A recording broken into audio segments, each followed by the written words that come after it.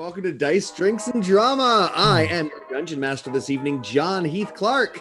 Let us meet the rest of our fabulous cast and our guest star. Going clockwise. Hello. Yes, this is clockwise. I have to make sure. Yes. Hello, everyone. I am Devren Bryant, and today it is a very special day because I am not a cat. I'm a bird. I will be playing Macabre Caw, a Kenku warlock, who is, a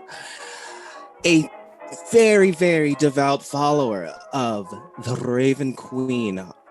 Blessed be her name.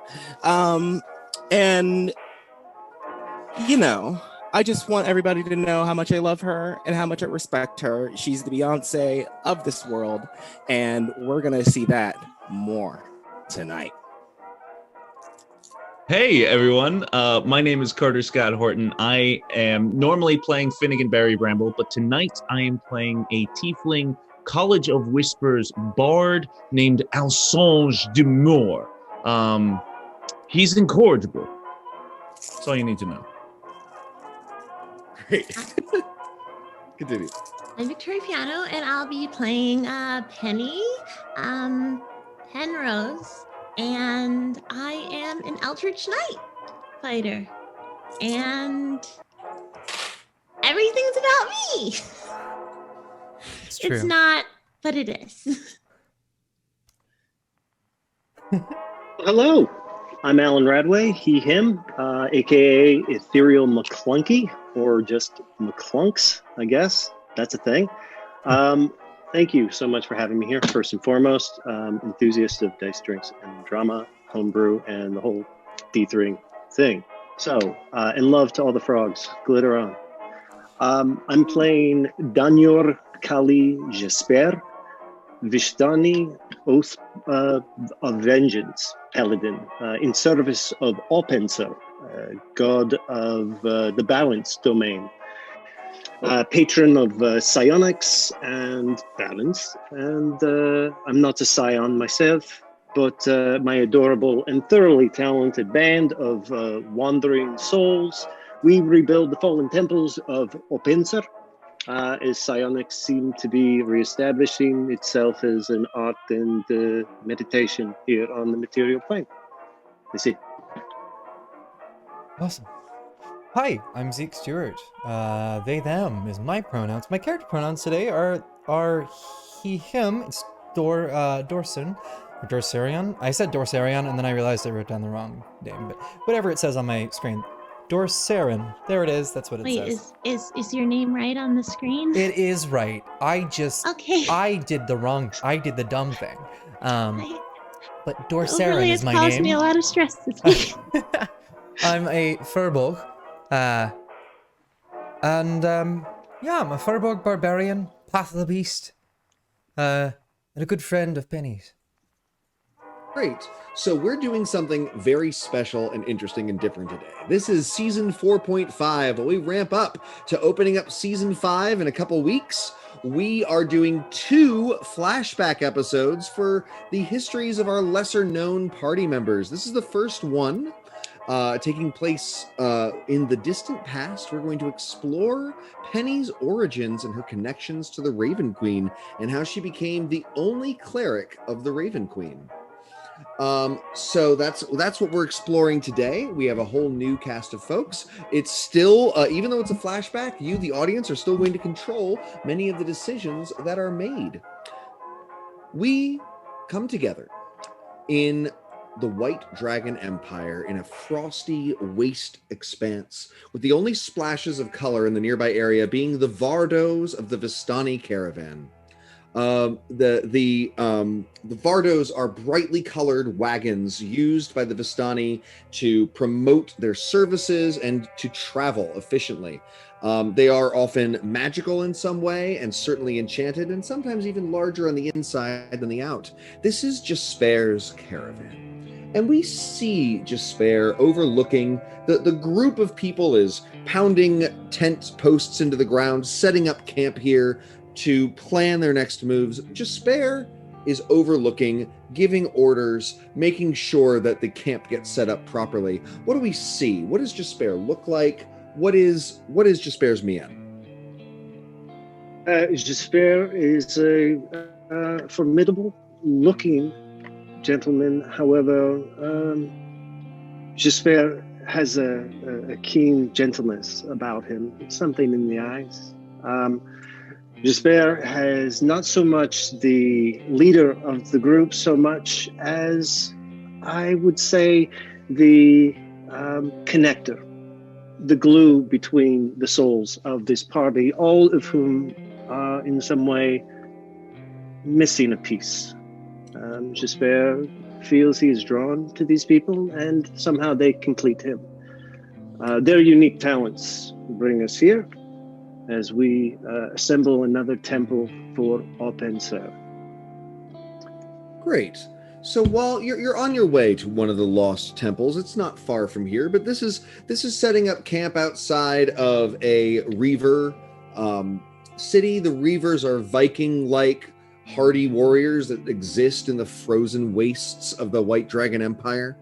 They aren't terribly super violent. Sometimes they are, but they're still civilized. You're setting up in order to perform for and to tell the fortunes of and all the other sorts of things that a caravan of lost souls of your sort might do. While you're setting up camp, Jespaire, you find yourself watching what Alsange is doing. Alsange, how are you contributing to setting up this camp? Alsange is not working on the tent whatsoever. You see Alsange is sitting on a small boulder, legs crossed, tri-corner hat up just above his brow. His very hornless brow. He does have two yellow cat eyes and a forked tongue that you will notice as he lashes out insults throughout his career. Jespaire is probably very familiar with them, but he's sitting. He has a notebook and a pen in hand. So he's taking notes while other people are working? Yeah. I feel like that tells us everything we need to know about him. I love that. Sure. So Jespaire, you continue looking over at the people in your encampment, and that's when your eyes light on whatever Macabre Caw is doing. Macabre Caw, how are you being useful in the setting up of this encampment? Macabre is actually being useful. Macabre also realizes that he is pulling a little bit more than his fair share of weight because someone is sitting around and just, taking notes. He is tidying up this encampment, making sure that it is free of debris, so that we might have a nice camp set up, moving Alsange out the way so I can do things, Ah! Can we get a more precise physical description of what Jespaire sees? Like what does Macabre Caw look like as he's doing it? Now, Macabre is a little more, how do I put this? Not cute. If you look at him, it looks like he has a layer of grime on him. He's a big around like 5'5" bird creature. Black, oily feathers, just tattered robes, not the nicest kind of guy to pull up with in the middle of the night. Is there anything insectoid you'd like to describe? What? Insectoid. You have your cloak of flies that you were so proud of having. I don't know if there's any version of it that is extant right now. There is not. I usually just summon those. Okay, Gregory, I just didn't know. You were so happy to have that invocation. I thought it would be part of your physical description. Well, all right. Yes, there actually is. There is at least always one or two. If you look at him very closely, you will see something move. And you will also notice that Macabre does not bother to flick it off. And it's a beetle of some sort. Great. They fly. As disgusting and unclean as Macabre is, he is making the encampment very clean in a strange juxtaposition.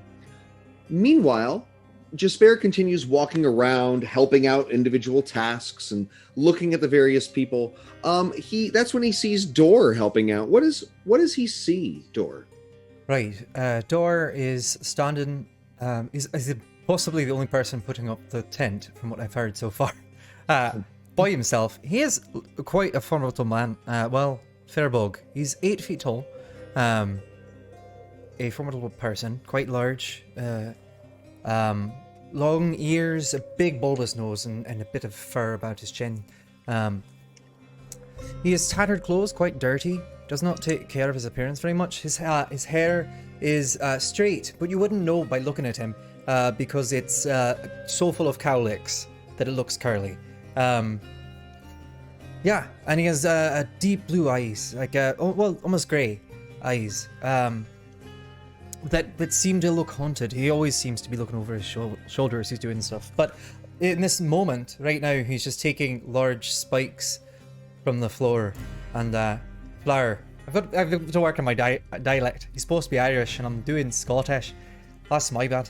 Anyway, I jam the large spikes just straight into the ground and lift up the whole tent at once, and hold it in one hand, and then spike the other parts into the ground.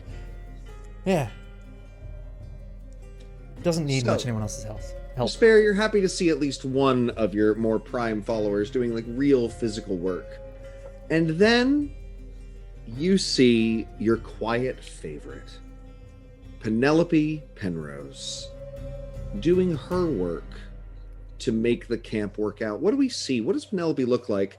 With a special focus, Vic, on what's different about her now than when we normally see her in our normal games. Penelope's hair is about 7 inches longer than it usually is. She does not have any of the scars that she previously has. She has a small, very simple cloth on, as well as her armor, which is the same. You can still see her warhammer as well. And you can see every once in a while there's kind of a green glaze that goes over her eyes, because as she is an Eldritch Knight, it only makes sense. Great. So finally, everything is set up, and the traditional conglomeration at the end of the night comes together. There's a fire in the center, in the middle of this circle of Vardos. It's burning merrily. There's musical instruments being played, and this is when everybody shares stories or talks amongst each other, and the 5 of you find yourselves sitting together, music playing in the background, others dancing, discussing your hopes, dreams, your friendships, and I will leave that to the 5 of you to embody that for a moment.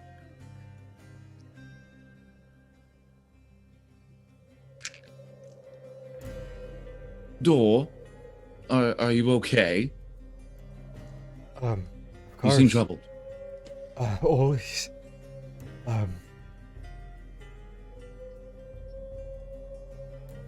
How are you? Oh, fine. Quite honestly, I've had a lovely day. Several strokes of inspiration. I wrote a poem for you. Would you like to hear it? Yes, of course. I'd love to hear anything you have to offer. Don't want to hear it. Oh, I'll start with yours then. The little raven, a drab and unclean parrot, without his own words. And as I speak the haiku, a prestidigitation of a bunch of tiny buzzing violet and black lights circle around you and flit all about. I peck at every single one of them to make sure they're all out. Don't do your pen is best. mightier than the sword, young Macabre. You must remember. And what is for dinner? Pardon?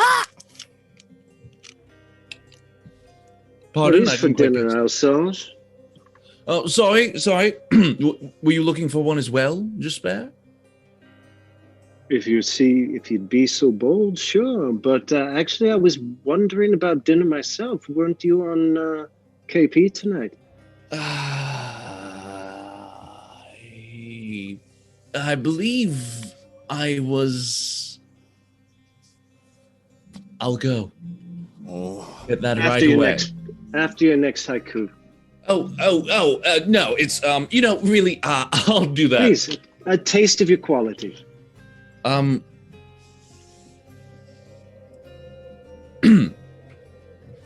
Penny, for your thoughts, the quiet dwarf who stands tall above her secrets. Thought all of it. It's a poem, darling. Doesn't I rhyme. get it, but what secrets one? And I'm small. I'm not tall, and I feel like you didn't apply yourself, and you were a bully before, and I feel like you only get the strength from being a bully sometimes. I bully Macabre because Macabre bullies me. I hate that. Hey, thanks for following, Sydney of Hightower. Thanks for following. Thank you. I wish I had more followers. None of you appreciate my poetry, and it will be the death of you.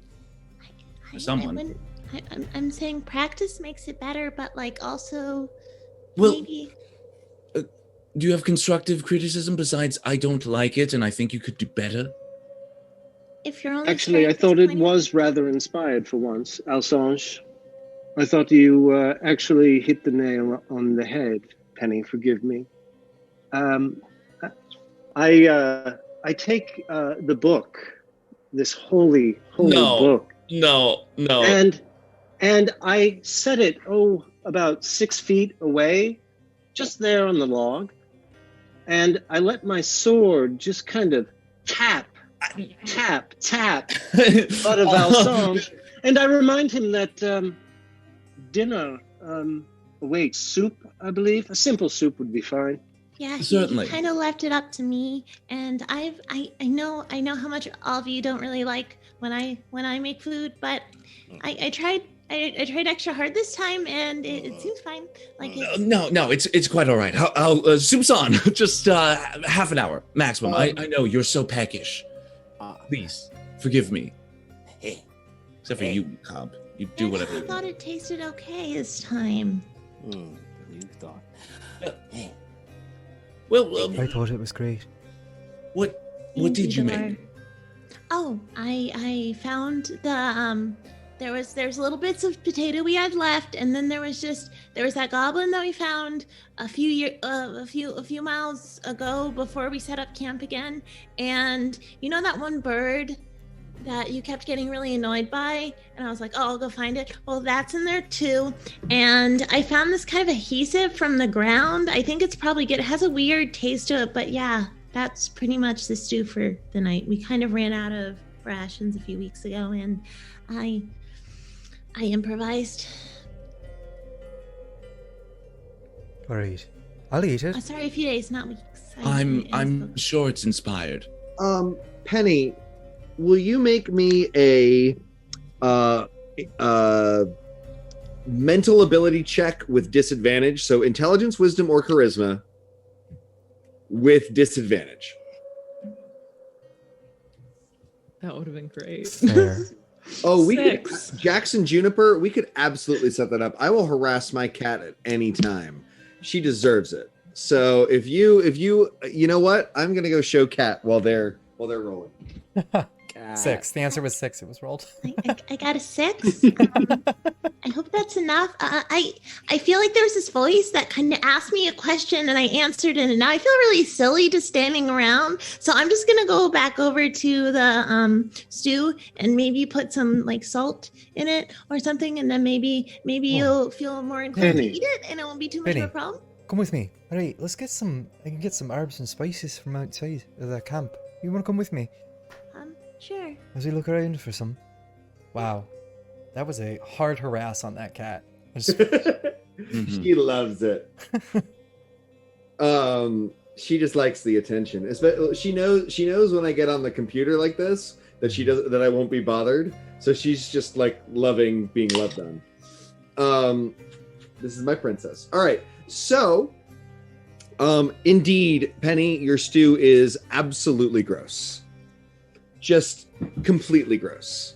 And there was a chance that with all those strange materials that you made something of deliciousness, but it did not happen. Penny's gonna also like try to, as she's walking away, be like, is there anything that anyone could do about it, like at all? Like you don't have to remake the whole soup. I feel really bad. I feel like there's a lot going on there that could really work out. And I guess I'll be right back. I'll go with Dora. You don't have to worry about that. I'll be fine. Right. I'm gonna look for a spice that would fit it. Survival check. Survival. I don't have my character sheet up because I'm a dumbass. I have the stream up on 2 different computers because I'm a baby.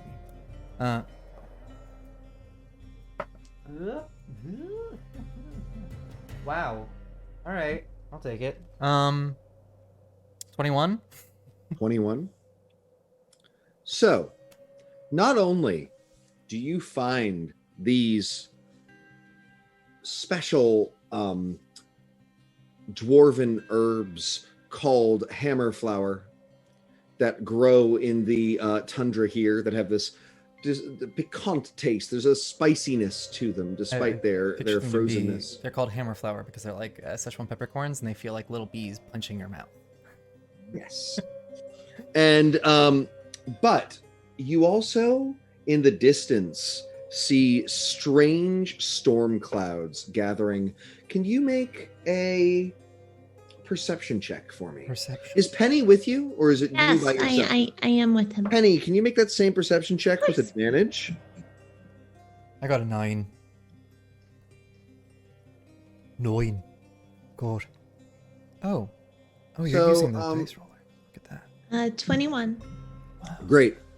In the distance, you see black storm clouds that are over the, if you didn't know better, the Penrose family grounds. Where are you from, Penny, that these shadows might be over? Is it a mansion? Is it a cave? Where is it that you and your family have lived before you left on this journey? My family kind of traveled a bit, so like it was wherever home was. My mother was always finding ways to kind of go up in whichever world we're in whatever town, and there was a few of us outside of that, but like yeah, it's pretty ordinary. Like we traveled a lot. So you know that your mother, you know that your mother is in a cottage in this particular copse of woods not too far away, and that is where the black storm clouds are hovering. It seems a strange coincidence.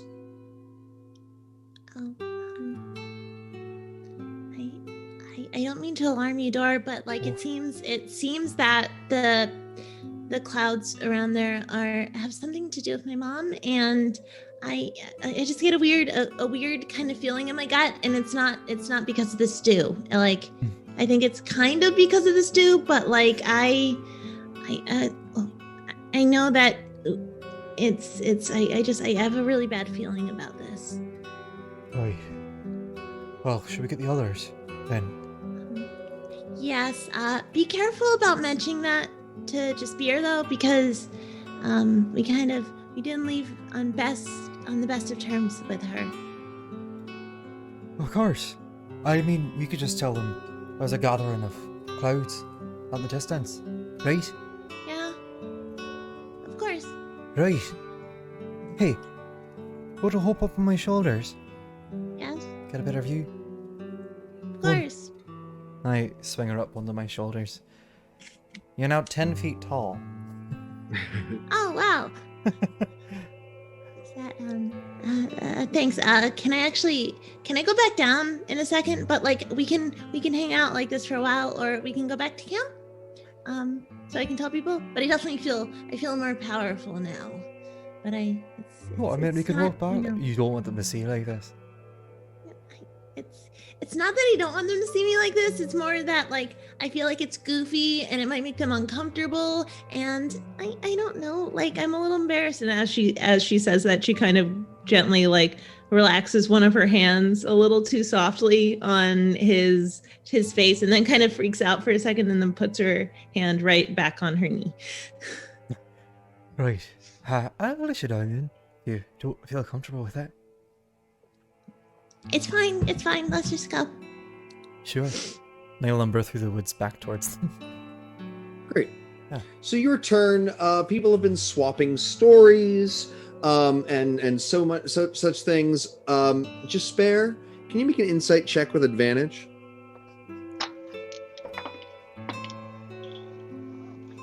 Thank you for the advantage. I'll tell you that right out. This is because you know Penny so well. Oh, lovely. Come on now, Beyond.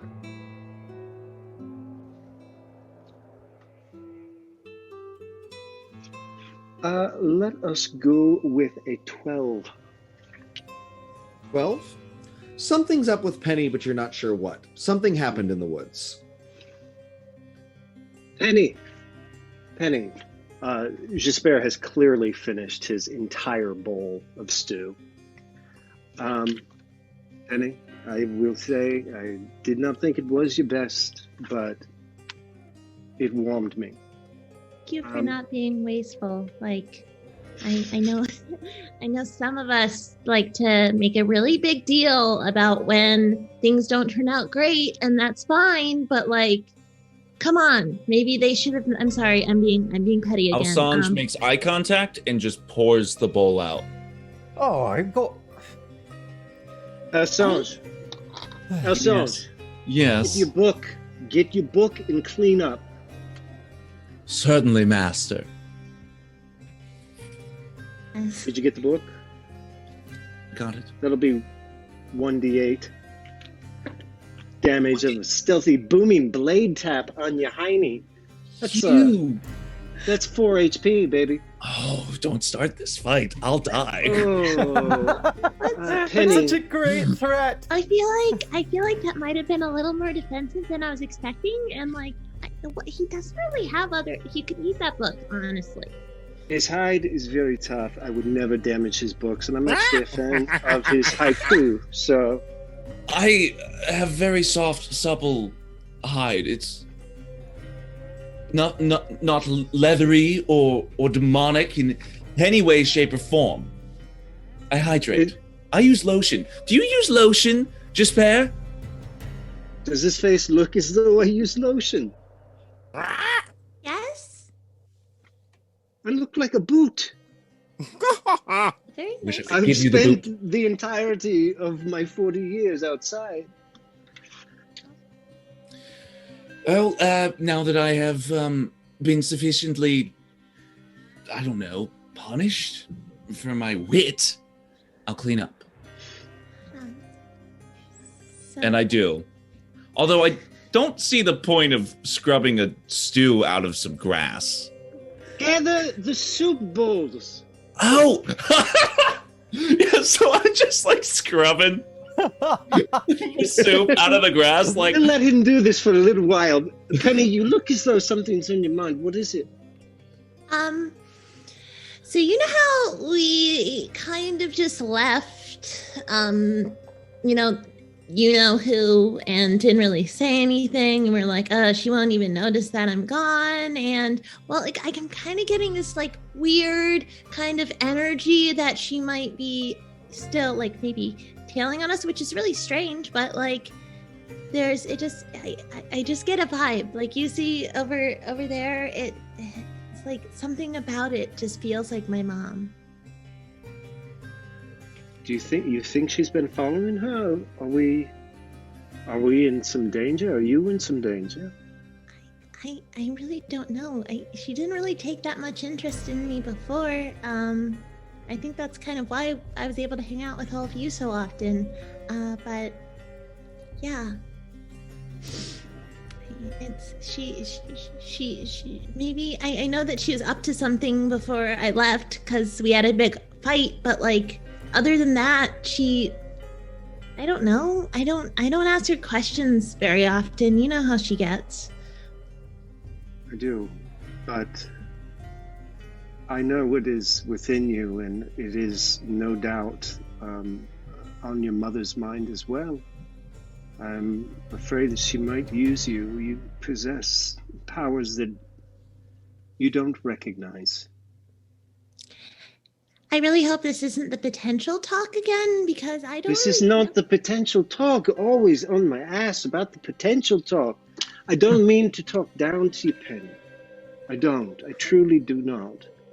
But it's not that you're talking down. It's more that you're talking like sideways and then up a little. But like, well, this is my way. This is true. well, what if she is after me, and like, what if she uses me, and I don't know, like, I'm just nervous, I guess. Well, her power certainly concerns me, and it's definitely worth looking into. We are naked in the wild. We should check this out. The darkness over through the woods. Yeah, it's just a plume over there. You can't really see it from here due to just the coverage, but we noticed it when I was really tall. But now I'm back to my regular height, obviously. And then Penny just has a blush. Yeah, so we noticed it. I don't know what you're gonna do about it. We could always like send them out because what? Well, let's send Macabre. I haven't had soup yet. Macabre, there is some bread in the back of the wagon. If you would, you're quite talented in this area.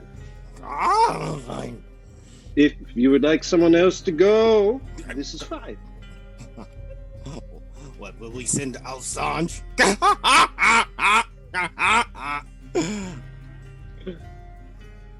No, you go. I will What? go. Yes? Oh, fine.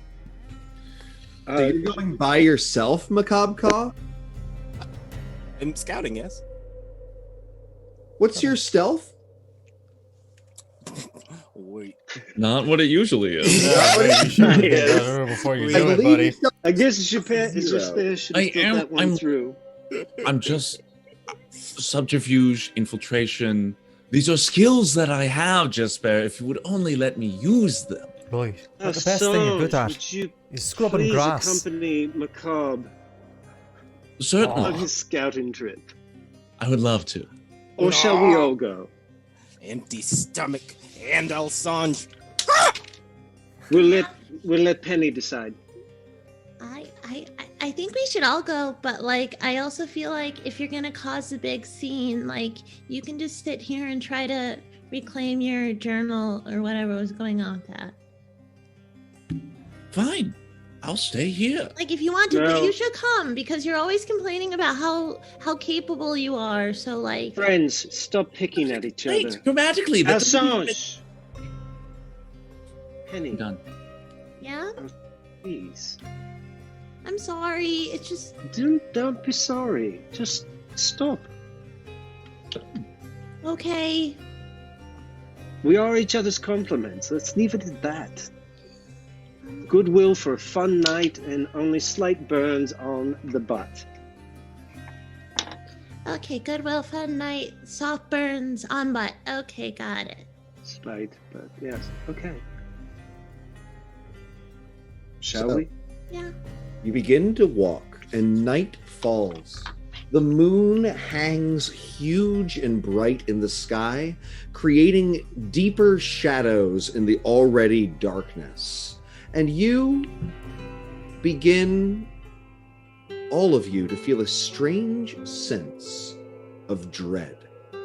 And it is at that point that the cawing of ravens fills the air. And it is late autumn. The trees have already started losing their leaves, especially in this part of the frozen wastes of the White Dragon Empire. And ravens, dozens, maybe hundreds of them, are hanging from all the trees nearby. Macabre, I feel like you have something to say about all this. Oh, it feels so sad.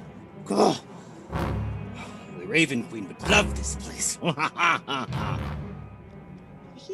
do you always talk about the Raven Queen like it's the real thing? Okay, maybe I haven't seen the Raven Queen yet, but I do know that one day she will realize that I am her greatest servant. I like that you have goals, and I respect them, but I'm also very concerned that you will get your heart broken if she doesn't end up being real.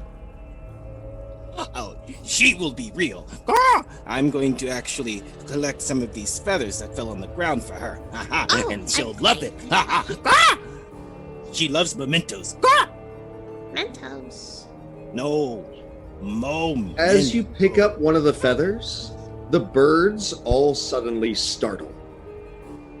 And in a great cacophony of cawing, flap away, leaving the trees skeletal and bare.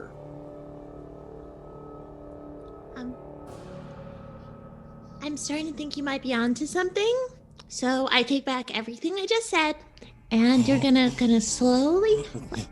The Raven Queen, she has chosen me. She's chosen me. Okay.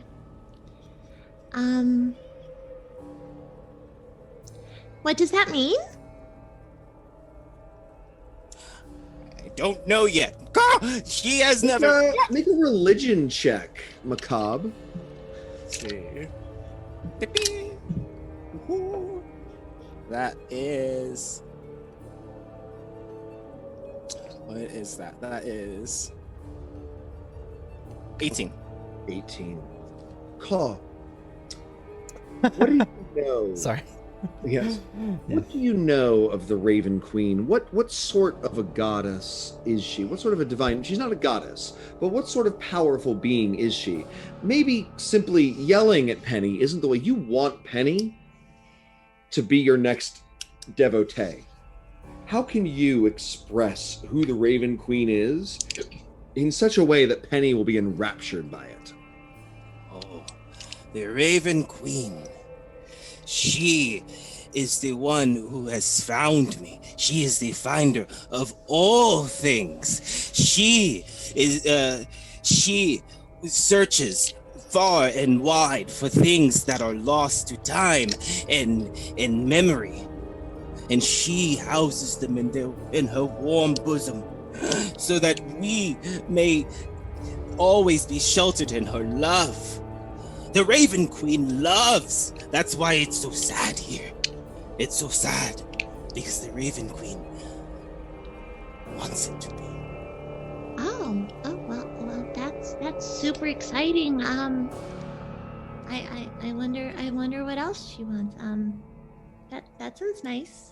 Like I definitely I think that's super exciting. But why do you think she's here? That's like I'm totally all for it. Like it sounds great, but like why? Oh, maybe there's a something powerful here, some powerful memories here. Memories. Do you have powerful memories here, Penny? Yeah, I guess. My mom. Memories that make you sad, Penny? Sometimes, like I like to bury them down really deep because Jespaire says that crying that much is healthy but not productive at this very moment in time. You can give those feelings to the Raven Queen. What? I can give her my feelings? Yes. Do you think she'll reciprocate? She will give you plenty of gifts. She's given me plenty of gifts. As you converse, Why are you so dirty? the shadows get longer and deeper and darker, almost supernaturally so. And you're continuing to walk, but the storm clouds that you're approaching are getting no closer. There's a dread, lugubrious feeling that is overwhelming this area as you continue to talk. Yes? Penny, what would you say you're... Actually, chat. You're listening to all these conversations, and there's other things going on here. There are 4 potential emotional resonances that might be picked up here. I'm interested, and get ready for this for the options, Zeke. Do you think the primary emotions here are friendship, hunger, and that can be for knowledge or fame, like ambition, right? Or is it disconnect? Are these fractured, lost souls? Or is there a subliminal rage? Which of those would you say is the dominant emotional archetype currently happening in this?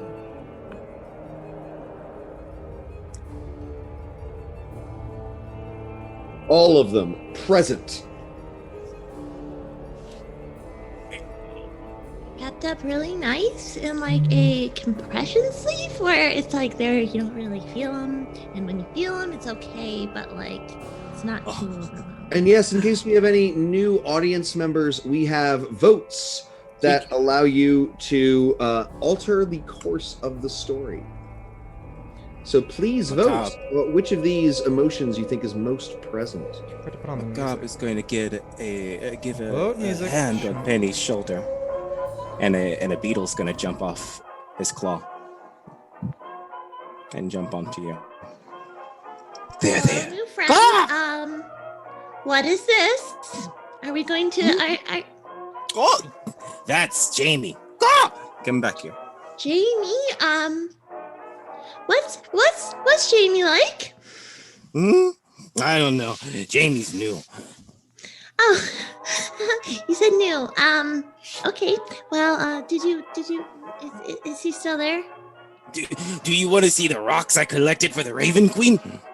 Yes. Okay, this one we got, well, it was not too long ago, and I saw it, it was glistening, and I was like, the Raven Queen would love it, and so I took it. Oh, she's gonna love it. What about this one? Like, this one's a little bigger than the other ones. They look all the same, but I want to know why this one exactly. Well, can you not feel the energy? It feels a little warm. Well, that's because it was in my hand for a while. But you know. Okay.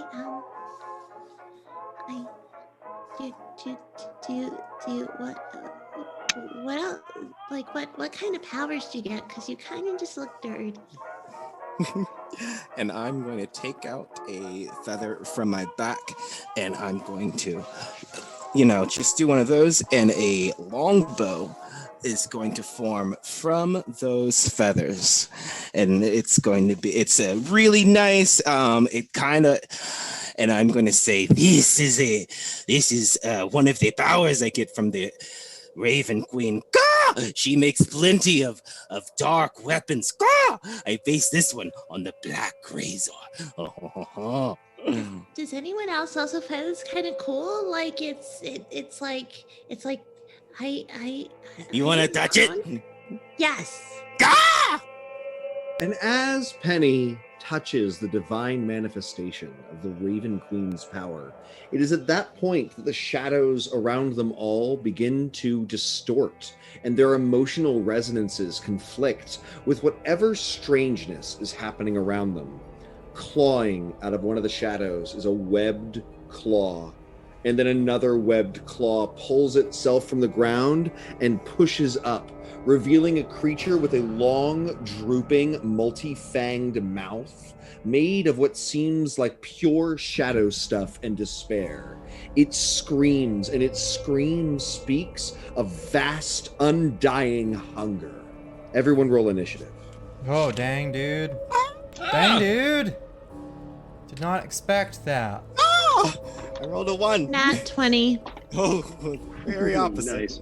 Give me just a second. I got a 22. I got a nat 1 on the enemy as well. Hey, I forgot that I have advantage on this. Because I'm using my Eldritch dice. It didn't help. All right. So I'm just gonna go in order on my screen. Elsange, what was your initiative? Nat 20 plus 3, 23. 20 for Nat. 20 for Elsange. What was yours, Jespaire? 10. 10 for Jespaire. Penelope. 21. 21, but not natural 20, right? No, it was a natural 21. Oh, it was a natural 20? Yeah. All right, 2 natural 20s, so you're going right after Elsange, which is there. Macabre, what did you get? I rolled a 1. Oh, sure. What's your dexterity modifier? It's 0, right? So you're actually, even though the enemies rolled a natural 1, you're going after them. And then Zeke, sorry, Door. This is 6 with my advantage. 6. Hey, it has you going before the thing. Hey. All right. So Elsange, this shadow creature is pulling itself up. You can feel the hunger, the ambition, the desire for more radiating off of its shadow stuff. What do you do? I quickly scroll through my book. I select a haiku I've written today, and I sort of flit my pen back and forth as I chant with a thunderous roar, a crackling, cackling laughter. Your mind is no more. And I cast Tasha's hideous laughter.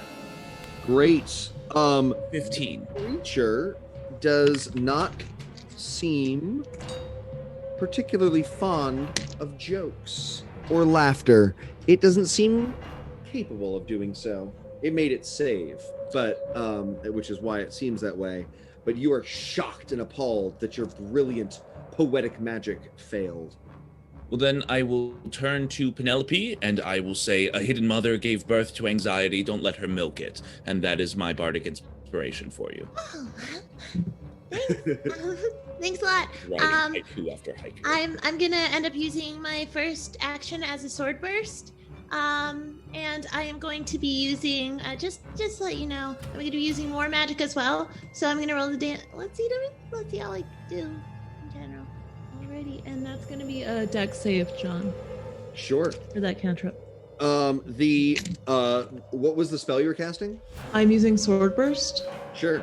The flurry of blows smashes right into the creature. Its diaphanous form oozing and melting around your sword blows, clearly stronger and hardier than you would have hoped. What did you get damage wise? I received.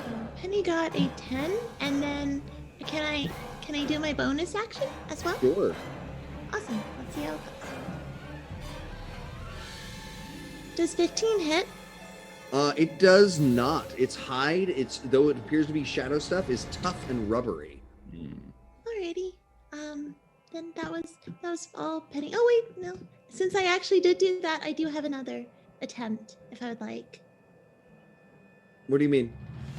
No, I'm pretty sure that war magic and extra attack work in tandem with each other. Yes, you get to, if you use a cantrip, you get to make an attack. Mm-hmm. So, And then anytime I use an attack, I get an extra attack. Sure. I'm pretty sure that is not ultimately the way Eldritch Knight works. I'll get there real quick. Please, that is the one thing I should have clarified, because I'm pretty sure that like you can one shots. Let's just say I'll only use extra attack. You're not taking the attack action. When you cast the cantrip as your action, you get to make a single attack as a bonus action. Yes, you're correct. Thank you. I saw when I said that, I saw the bonus action there as well. I was clarifying for me because that's how I've always run. You're inspired. It's a D8. Yes, awesome. So wait, then I do hit. I mean, you can add a D8 to that 15. Yeah. Yeah. That was chunky. Sorry, everyone. Because of Elsange's beautiful words, you are able to find the inspiration to slash through the creature's shadowy hide. Roll that damage. It was a 4. It is at 211 remaining. Sorry about that noise. That was literally not controllable. That just came out of my mouth. Was not expecting This that. creature is horrifying and powerful and seems to be made of pure negative emotion. Jespaire. All right. Bonus action, Hunter's Mark, his fanny, and let's close with a great sword. Great. That is a dirty 20 to hit.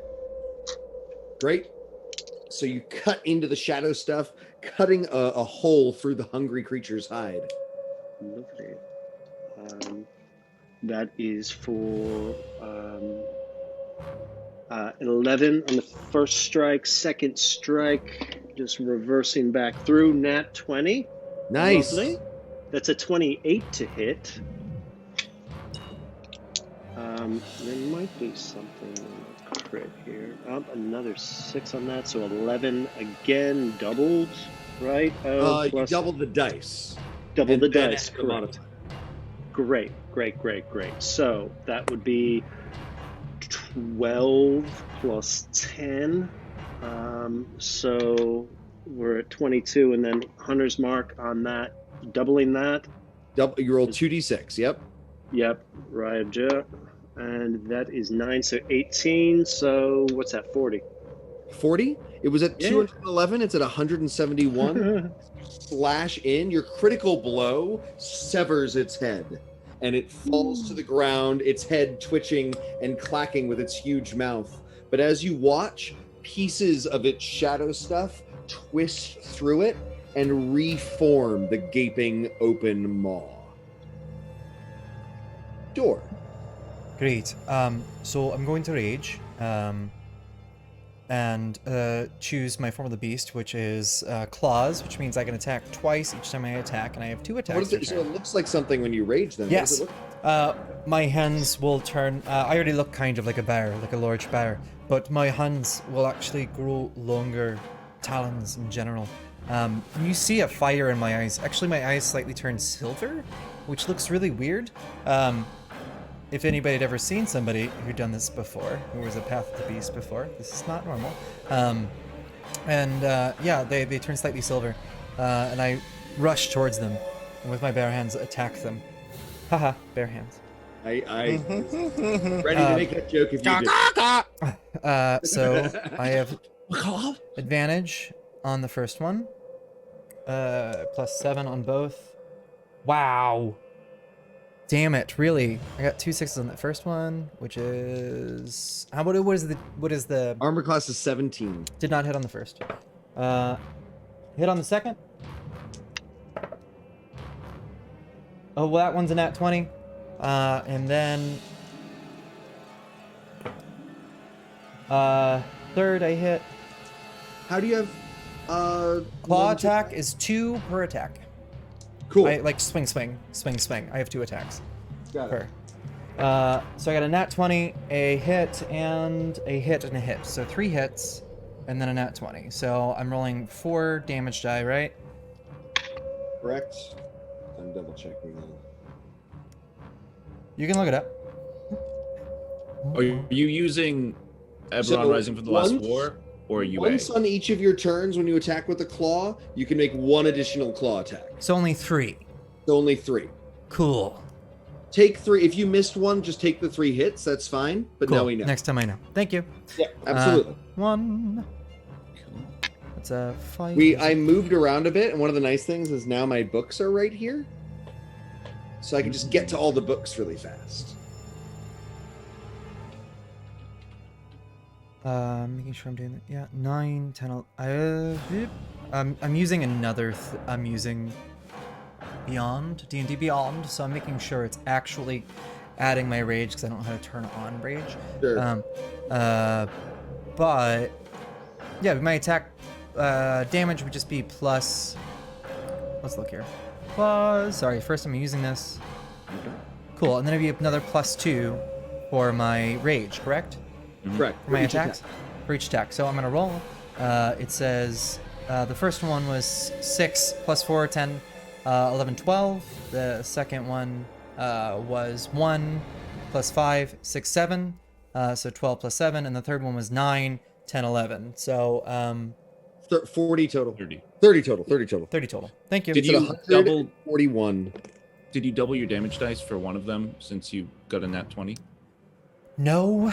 One more So time. just add another d6. That's all you need to So do. 30 right? plus a d6. I'll just roll a d6 without touching Yep. this stupid thing. That was a 1, so it did not matter. Analog is better. 140. I am a firm proponent of paper. And dice. But that's okay. So, Door, you claw into it, shadow stuff catching on your claws and spewing out everywhere. You're super, you're not biting. Exactly. Beautiful. It's just, I just want to point out, this is a person who you normally see being very, like, quiet and calm and nervous, and whenever he gets in a fight, is literally vicious and horrible. Beast Like- gets brutal critical at 9th level, Jackson. Ah, All barbarians do at 9th level. So the creature then looks at you, Door, who just got into its face, and it splays its webbed claws, and then they adhere to the side of its giant mouth and spread even wider, so it becomes this horrible crushing. It's got a jaw that's lateral and a jaw that is longitudinal. Does that make sense? yeah. So it first claws at you. Does that make sense? Were you reckless? I was reckless, I believe. Great. So it gets advantage as well. Yeah. I imagine a 20 hits. Yes, it does. So it claws you. It would be 18 damage. Instead, you take 9 because you're raging. Yeah. But you're held in place. And as the claws on the side of it hold you in place, the jaws open up. You're restrained, so the jaws have advantage. Well, they would have had advantage anyway. But you're held in place as it tries to bite a huge chunk out of you. It succeeds in doing so. It's 8 piercing and 13 necrotic, which ends up being 17 damage total for your build. Fine. You hear a horrible, almost barking laughter come from the inside of him at it. So a chunk of Door is missing, and you see it floating inside the shadow stuff of this creature. All right, Macabre. Macabre's going to jump back 30 feet as fast as he can. And he's already got his packed weapon, his longbow out. So he's going to pluck 2 more feathers from his just his shoulder, really, just like gah, gah. And I'm gonna shoot twice at this oh, actually before that, I'm gonna bonus action what is it called? Hexblade's Sorry. Curse? Yeah, bonus action Hexblade's Curse, which is just me looking at this horrible, filthy beast and saying, nasty. Ah! And that's the curse. And so it, which doesn't do anything until I hit it. So let's see if I hit it. Let's see. First one hits. What's its actually AC? 17. Okay, first one hits. Second one hits. And that's going to be...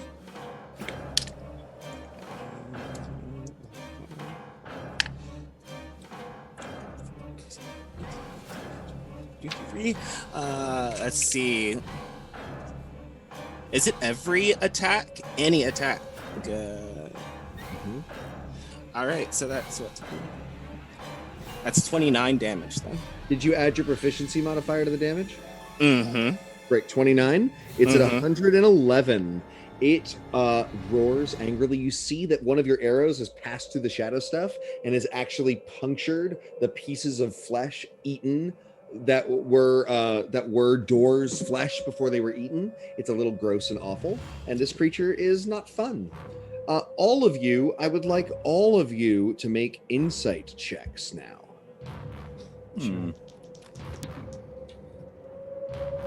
14. I've got a 9. 16. Hey!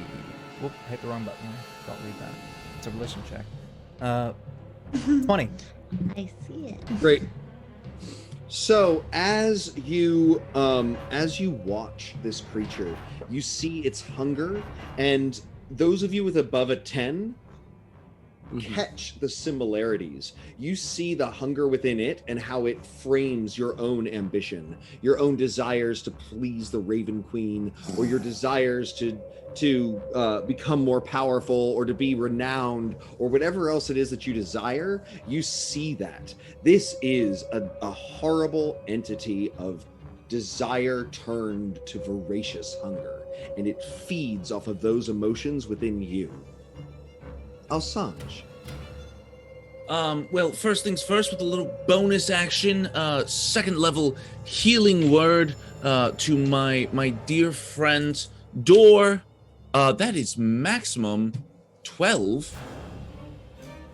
As Dor heals, as your magical energies leach out and heal, the hungry creature seems filled with even more desire to feed. It goes and it breaks up, it swells up, becomes huger and more muscular in reaction to your healing magic. Its life hunger ability has activated. Well, I have a nice little poem, the healing word of the day. A beast awakens, the Felbog gives way to rage, but we know he's soft. And then I turn to the thing and I go, awful, gaping maw, a hunger that will not stop, we will put you down. And that is a vicious mockery. Great. DC 15 wisdom. Its feelings are hurt. Good.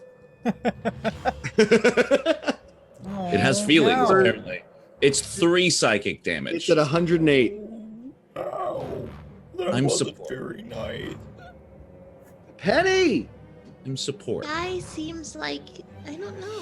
It just doesn't seem like it's. Can I try to talk to it? Sure. Why are you doing this? This just seems like a really strange turn of events, and like, I'm curious as why you're attacking us. Make a social check. This seems like persuasion to me, but if you've got a better one, feel free.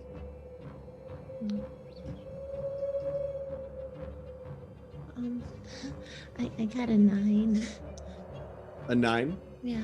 The creature definitely seems to react to your sympathy, but it breaks free from it after a second. I won't make that take up your turn.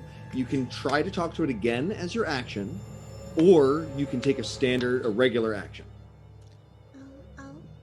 I'll take a regular action. I'm gonna go in with my Warhammer. Great. 23. 23 hits. You have another attack. Uh-huh. And I'm gonna go with it again. Oh, come on. And I got 8.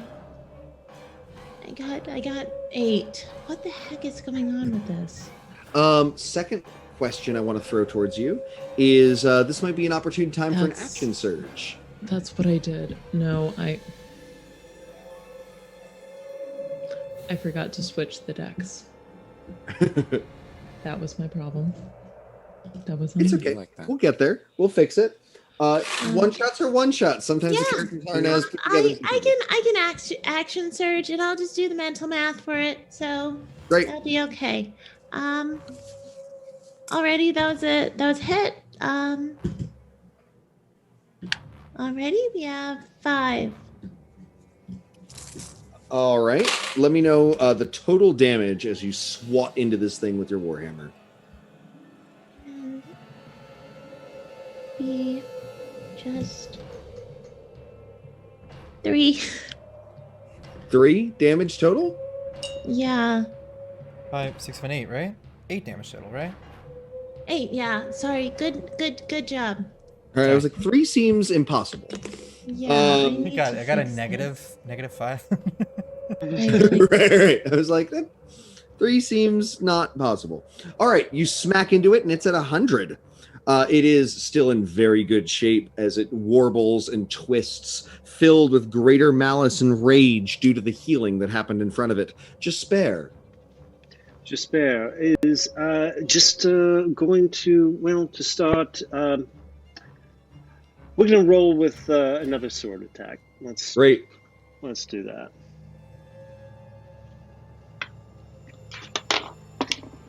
Oh, nat 20 again. Are you kidding me? I am dead serious. Might on this one. Well, thank you, Carter.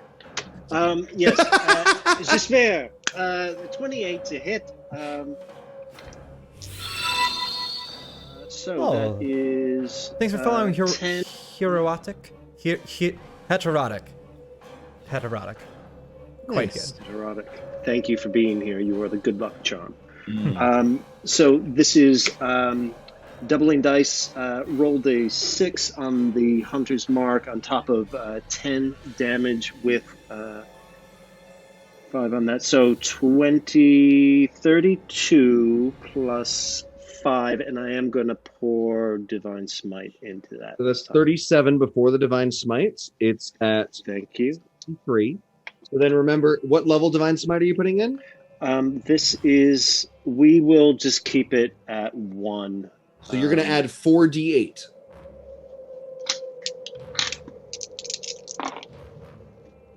Doubling? Nope, just you roll 4d8. Straight up. You double the dice Right and on. give in 2d8. So 15 on that. 15. It is at 48 remaining health.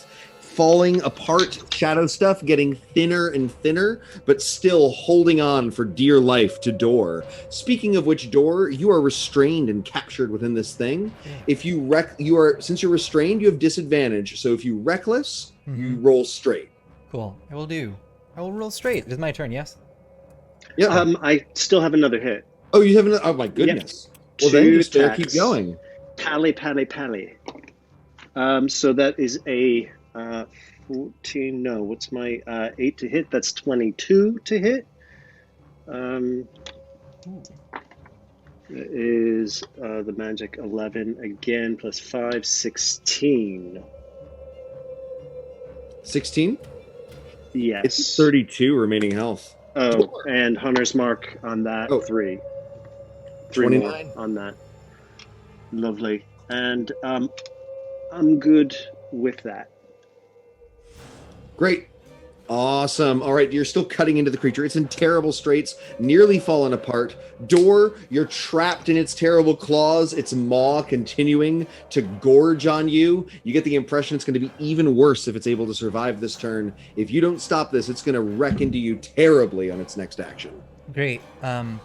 Cool. Then why don't I don't even know how to describe this, but I want to grab its claws and use my own to try to rip it backwards, like I'm tearing its jaws apart. Love it. What is that roll? This is your melee attacks. Yeah. So roll your 3 melee attacks straight. Armor class is 17. Cool. 1, 2. Hold on, let me just use this. 1.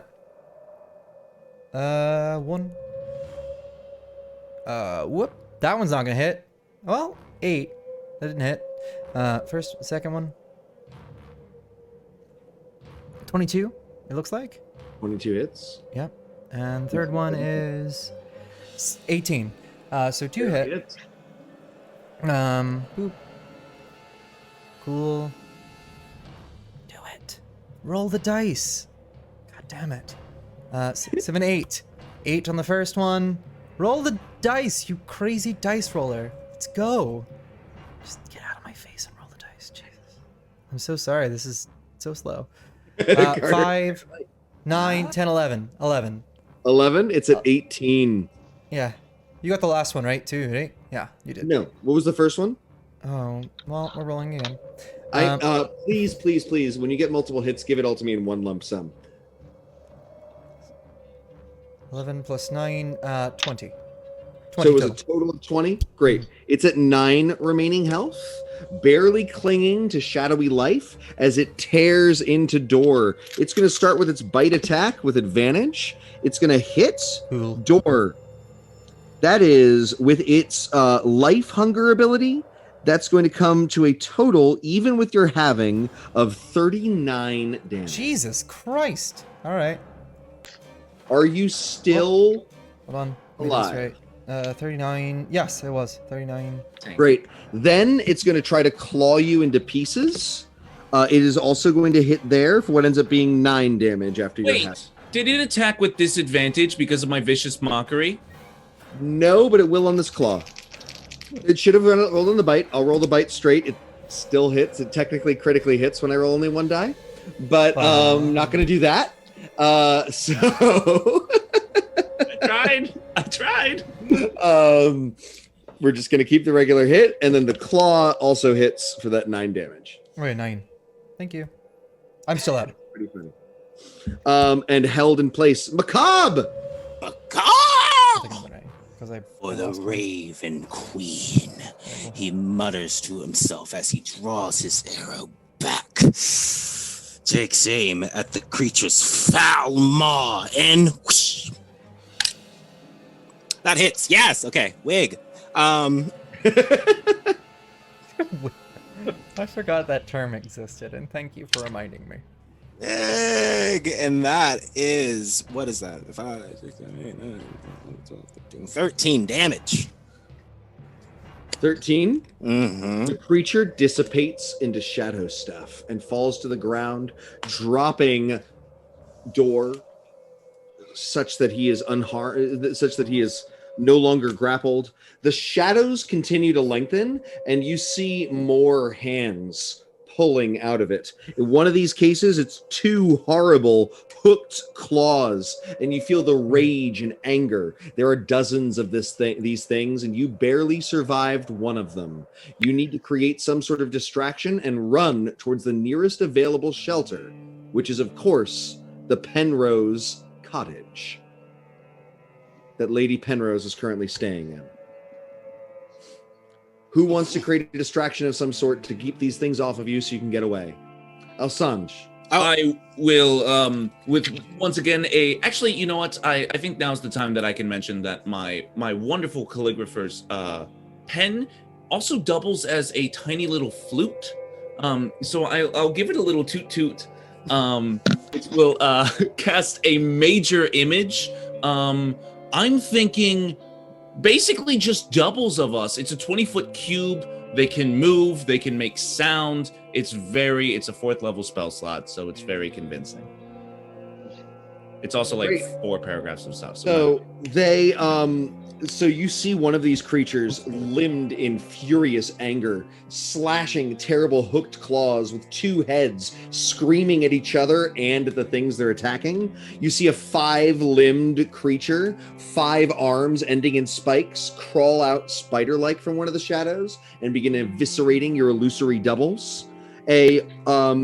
A forlorn-looking, twisted creature with long harpoon arms continues to try to shoot them out and grab and pull in the illusions. You're very lucky these things are not happening to you. However, they are distracted, and they are all clearly, each individual one of these, nearly as powerful as the one thing you fought. They're distracted. You need to get out of here. Great. Lightning fast reflex.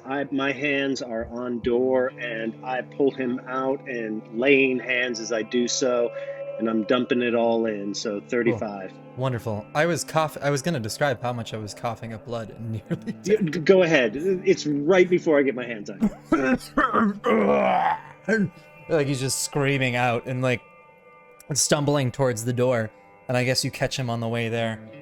Probably throw my arm over top of you, and yeah, you heal me, which is so much better. I guess the blood just goes back inside my mouth. I don't know how that works, but new blood is formed magically. Cool. Replacement blood. All right, you dash through the shadowy forest, and as you get to the edge of it, you hear Macabre. Make a perception check. That is perception. Am I proficient in that? No, I don't know why I think I am. 18. You hear Nagpa, being whispered by the things. Nagpa. Now, the rest of you may or may not hear this, but it would mean nothing to you. But as a devotee of the Raven Queen, you know that the Nagpa were the 13 wizards that betrayed her and cursed her and made her become this twisted version of herself instead of an elven god that she was meant to be. A Nagpa being nearby would explain all of these terrible phenomenon, be a terrible threat to this world and region, and a threat to the Raven Queen herself. If I destroyed this Nagpa myself, the Raven Queen would surely look upon me. You manage to run through the forest, and you arrive at a shadowy little cabin, and the cabin is indeed covered on its top with ravens, and all of them are staring at Penny. As Penny, yep, please. I'm really used to like just one.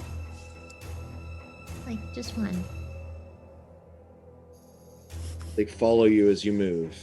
All the many ravens. They're watching all of us, right? It's all of us. It's Penny, all of us. Do you mind if I have a forgive the expression, a pet theory that I'd love to try out. I'm going to gently touch Penny's shoulder and cast greater invisibility on her. The ravens continue staring at wherever Penelope is. So that's very bad. This is like, out of the frying pan into the fire situation. I know I'm not much of a cook. He wants to eat me. This place is obviously a haven of the Raven Queen. Look at all of these birds. Ah! We should go in. I feel really uncomfortable about like maybe it'll give me something to help with the things that were back there. Stay close, Penny. I don't mean to assume. Okay. So, you enter the cottage? Yes. Great. Knocking first, just pushing in? I knock, but then I push in. Great. So you go inside, and it's surprisingly homey. There's a crackling little fire. It just feels like a nice little hunter's lodge, right? But staring into a mirror that clearly has magical effects going onto it is Lady Penrose, Penelope's mother. What does Lady Penrose look like? She is a tall, she's about 6'2". She has very, very dark eyes. She has a long black hair, but it seems as though the hair itself is 3 different shades of black. So like you can tell as it kind of cascades down. And she's dressed in clothes that seem a little odd for her age, almost offset in a way. But yes, she just seems to be a simple human slowly becoming something else. And she turns and says, "Penny and guests, welcome. I was expecting you, my dear, but perhaps not the others. Do have a seat. Can I get you anything to drink? Some tea, some wine?" Given the circumstances, I don't really think that I should be taking beverages from you right now. Very well. Very well. Have seats. Do you sit or do you remain standing? Firbolg will cough up a little lasting blood and then very self-consciously wipe it away and then find a quiet seat on a very small chair for him. Great. When you see Macabre sit, a poof of dust kind of floats off of him, gently. I said a Firbolg. His name is not Firbolg. Sorry. His name is Dor.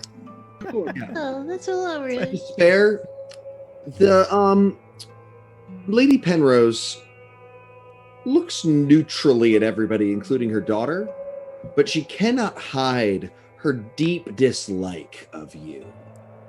Right?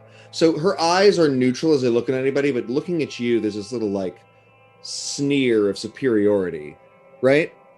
Does that make sense? She doesn't like you, and that's obvious. And she says, it's interesting that you're coming here at such a peculiar time. Perhaps this is for the best, she says. Have you looked outside? Yes, but don't worry. You're safe here. Those ravens can't get in. The ravens. You should invite them in. Yeah. Why would I do something so foolish? There are few things in the multiverse more dangerous than the Raven Queen, and the last thing I am going to do is invite a servant of that creature into my abode. And you can effectively keep them out? I have, haven't I? I'm going to throw out Divine Sense and just Sure. see what those tendrils return. Sure. Lady Penrose is somewhere between living and undead. She is not fully undead, but there's definite undead energy. Additionally, there is all manner of fiendish energy outside the cabin, but not inside it. And the fiendish extraplanar entity and energy is not coalesced. It doesn't feel like a demon or a devil, right? But there is just dark extraplanar energy surrounding this house, but not getting in.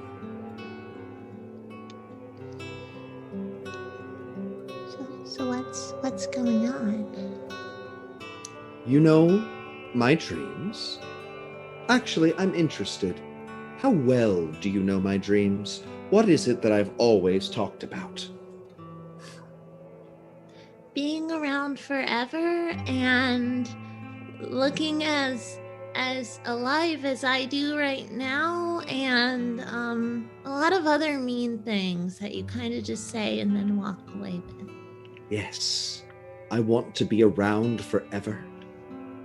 And I Like want what to make my mark on this world. I am calling forth, I have made a deal with one of the most powerful entities of this region, a Nagpa, one of the original betrayers of the Raven Queen. It is going to give me both my immortality and the opportunity to destroy the White Dragon fiefdom nearby. The Nagpa are destroyers of civilization. Together, I will help it destroy. It will reap the knowledge of this fallen place, and I will live forever. In fact, the necessary alchemical infusions and secrets have already been done. My body is already transforming into that of a lich. I am going to live forever. And you can too, my daughter. No, I don't really want that. I kind of just wanted you to be less mean, but like I no thank you. I don't want to live forever. She says, I want to how die. dare you? I have never been mean. I have only ever been straightforward and cared about your needs. How dare you accuse me of being mean? It's pretty mean, by the way. Just so we're clear. I feel like I don't want to be a gross, like, lumpy dead thing that's not dead with you. That doesn't seem like fun. She says, that's a pity. A great pity. Because if you're not with me, you're likely to be against me.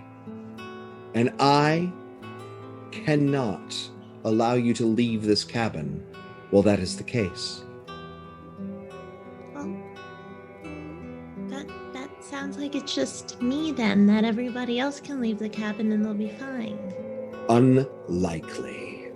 And she gestures, she teleports away, and the door of the cabin disappears. The windows seal shut as well, leaving just wood in their place. There are no windows and no doors. Hey. So I have to be gross and dead with you, and there's no other option. She's gone. She disappears when this happens, leaving you to discuss this with your friends. So, Nice, thoughts Mom. in general? Well, first things, when you said your mother was a lich, I just took it like a teenage, like, oh, my mom's a lich. I didn't know it was like total, like, lich. Well, yeah, but like it seemed like she might grow out of it, so I figured like she'd be like, oh, she'd look in the mirror one day and be like, oh yeah, it's okay. You know what? Dying's cool. You know, everyone kind of has their own hobbies. Why does your mother hate the Raven Queen so much? Gah! Why does she have no taste? Gah! Well, I think you just answered your own question with that He has answer. no taste. You Gah. yeah. Let's find a can opener for this can. All right. She is clearly going to return. And clearly something needs to be done about this situation. There are a couple options I see, but the chat and the players can offer others. The first one I see is to try to fight her when she returns into letting you leave. The next is in trying to break out of this cabin before she returns. The next is trying to talk your way out of the situation. And the last is to just let it pass. Hope it all works out, stay in here and wait until it blows over. Anybody else have any other thoughts for how to handle this?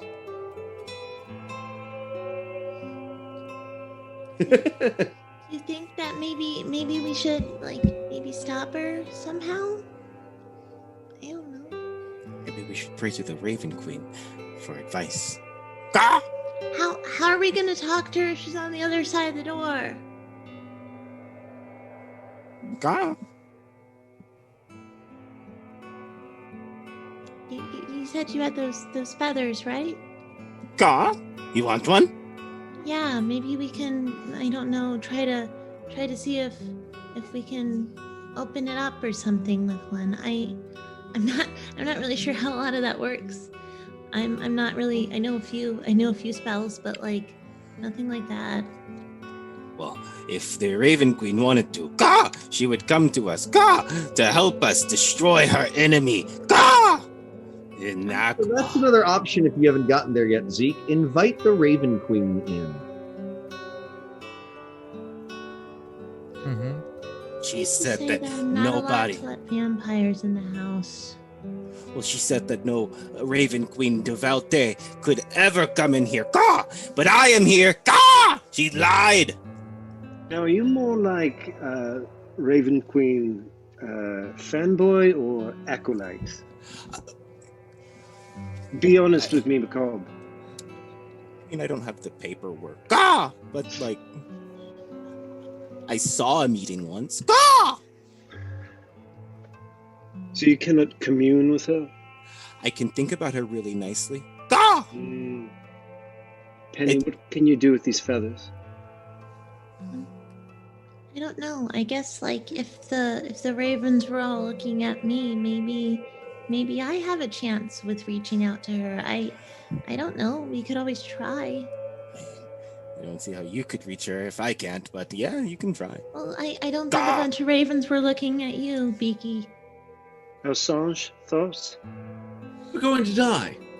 Yes. We're going to die, and I'm not even published. As far as communing through the feathers. Sure, whatever. I don't care. Any tips? Swish and flick. And he's going to continue to play a soft little dirge to himself on his flute. Great. All right, we're running out of time on the vote, everybody. Please vote. Though it's looking pretty decided. There's only 3 votes. I know. There's 18 of you watching, at least at the time when my thing updated. I'm calling you out. That's not rude. That's rude. That's very rude. I apologize. Hey, it worked. It worked. We got 2 votes. Hey, jerks. Fucking vote. Fucking vote. We don't need to bully everybody. We can just ask nicely. To break free. I don't know. It's working. It's working. I think we gotta bully our viewers. I think we gotta bully to pay the. attention. What, are you too stupid to vote? Oh shit. Don't make me get Penny out. I hate this. I missed my place in Please the vote chat. so they'll stop, or don't vote so that they won't think it works. I don't know. No. I'm No, it never actually gonna worked vote too. anybody You got again. another one after that. It did work. It's very sad. Anyway, sorry. Okay, so here it goes. Hi, I don't know you, but you seem like a better option than my mom right now. And I was wondering if if I just talk to myself, it'll help. I don't know. It seems like the macabre tends to do that a lot, and I thought maybe I don't. Is this silly? Like, is what I'm doing silly, guys? Like, Gah! Talking to the Raven Queen. Gah! Never silly. Gah! Jespaire, do you think this is a bad idea? Like, I do. I think it's a terrible idea, but I don't know what else we can do, Penny.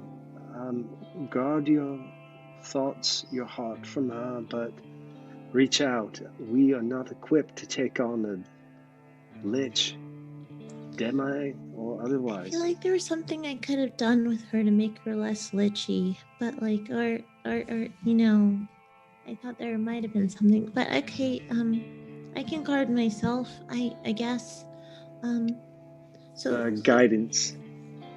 So I know Macabre it's very clear that you're not actually in, but what do you think that is there something that you think that would help with me right now?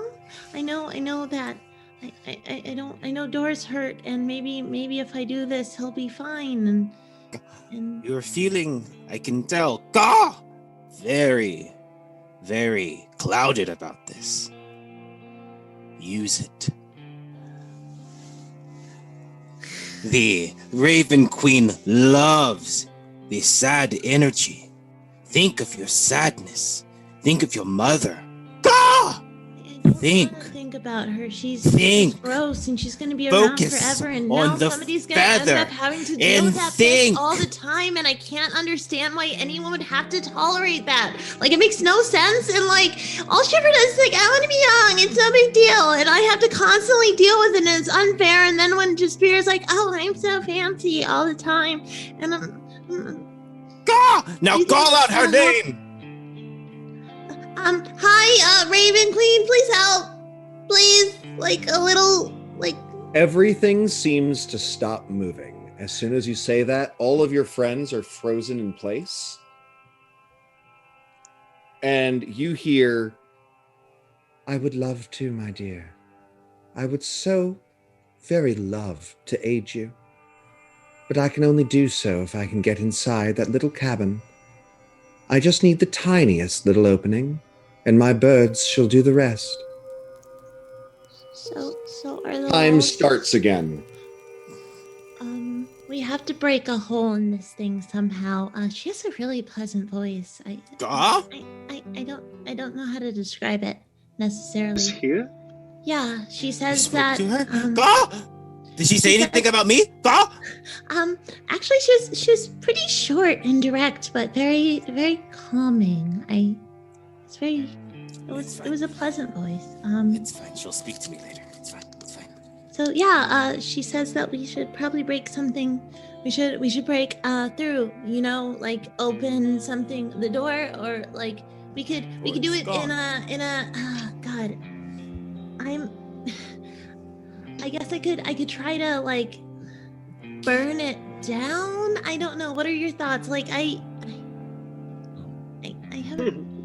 Lighting a match in a small space, not probably the best idea, but what kind of magic's vibe are we getting? Magic's vibe? What do you mean? Or you're not asking me, you're asking each other, sorry. No, I am asking you. Okay, great.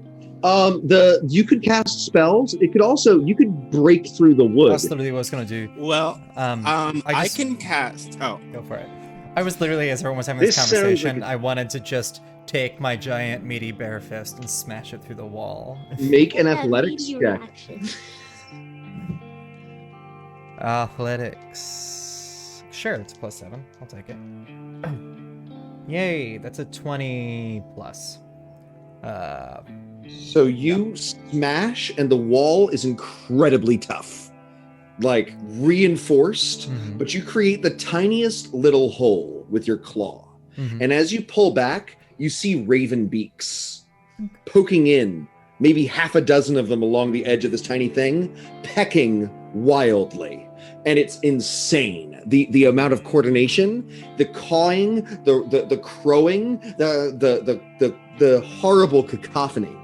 And then a hole is torn open just wide enough for ravens, dozens of them, to stream in with the light of the moon shimmering through the hole. And they fly about, and for just a single moment, the space between the ravens creates the silhouette of a spindly, tall elven woman. And then time freezes again for Penny. And the hole inside the ravens speaks and says, "My darling, my dear, thank you ever so much for allowing me into this previously sacrosanct sanctum. I am the Raven Queen. I collect the odd, the interesting, and the unique. And you, my dear, are all of that and more. I look at the possibilities of your companions, and I see little. Perhaps that Jespaire has something going on, but even he is bland and boring compared to the uniqueness, the majesty encapsulated in you." Special? My dear, your mother has transgressed most terribly, but I am not a creature of murder or death. Despite my reputation, being a being of the shadows does not make me evil. Oh, incidentally, as she moves, the silhouette moves, the birds shift, though everything else is frozen, to keep the silhouette moving to you. So she has hands, she has a face that is in the reflection of the light, but nothing physical or corporeal. She exists in the empty space between the ravens. And she says something very simple. I am sure we will get to know more of each other soon. I am sure you're as fascinated with me as I am with you. And one of the birds withers, its feathers rot away until just a skeleton remains. All of the bones begin to rot and turn to dust, except for its head. And she places the tiny little head in your hands and says, "This must, in some way, be crushed against your mother. Do that, and you shall have my eternal gratitude." Okay, Time starts again. The birds flutter, going crazy, and then flap back out, and the door and the closed wood seals shut. All of this has taken space in maybe 3 seconds, for as far as everybody else is concerned. Ah! Penny, I don't really know what to say, but like she's really nice, and she said that if I can Penny, get you my mom. met her. Sorry? You met her. You met the Raven Queen. Ah! I know. Like I didn't think I could matter. Like I thought that maybe we would just make our way around and be fine, and maybe build a few really hard to build things for free, and it would be nice for, Penny, a while. what did you promise her? I didn't promise her anything. Honestly, she hardly let me get a word in. She did say that, like, she said something about none of you mattering except for you, and that was it was weird because it felt so rude, but at the same time it felt like, Penny, love, what about you? about me. That I had a lot in me that she was interested in. What does she want you to do? Hit my mom with this little skull.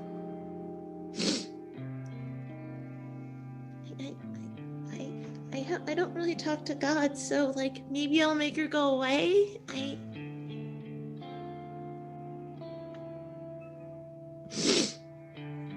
Maybe Given a mission by the Raven Queen, yes. That's a very wonderful thing that happened to you.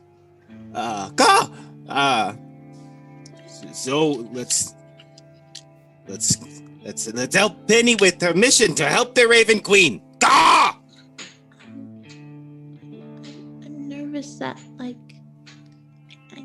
something about the way she said things seemed like she'd only help me, and I'm just scared about all of you. Well, we're here with you, and present circumstances, I don't think we can be anywhere else. Let us prepare for her return. Yeah, I guess, but like, do gods usually want things from you? Like, Raven Queen has never wanted anything from me before, so I don't know. Hey, like right now is not the time to be like, oh, somebody get chosen for class. Like, it's a little fucking scary. Did you see me? Do you see me right now? Like, I'm not okay. You are plenty okay. You have the blessing of the Raven Queen. Gah! I'm not There sure is a that is flash okay. of shadow, and your mother is just back, and she says, "I'm glad to see you waited for me. I was worried you'd try something stupid, but clearly I was mistaken about your level of intelligence." I think I've come around, and I really think that if we could maybe like hug it out or something, you know, and I could totally work with you and be undead forever. It seems like a really good idea. She moves in to hug you, and then she stops and says, "Something is different about the energy of this room. Something has altered." Penny enacts Alphonse? burning hands as well. Oh, well, never mind. Okay. So what are you doing, Penny? I am casting burning hands, and I also have the little skull in my hand. It's safe because Great. obviously So the flames wash over her. She is going to pass her dex save and move mostly out of the way. Roll that 3d6. Guidance. Guidance only works on skill checks and only works on anything that takes place in less than a minute. Oh, no. she gets 17 damage. 17? Yeah. So she takes 8, right? Because it's halved. Mhm. And so it washes over her. She's at 127 hit points. Oh. And she says, "Foolish thing." And she throws out a hand, and a black beam of energy connects her to Macabre.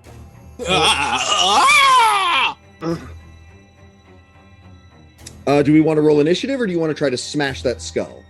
I'm gonna try to smash that skull. So as she's distracted, connecting herself, you rush forward, roll a strength or dexterity-based attack roll.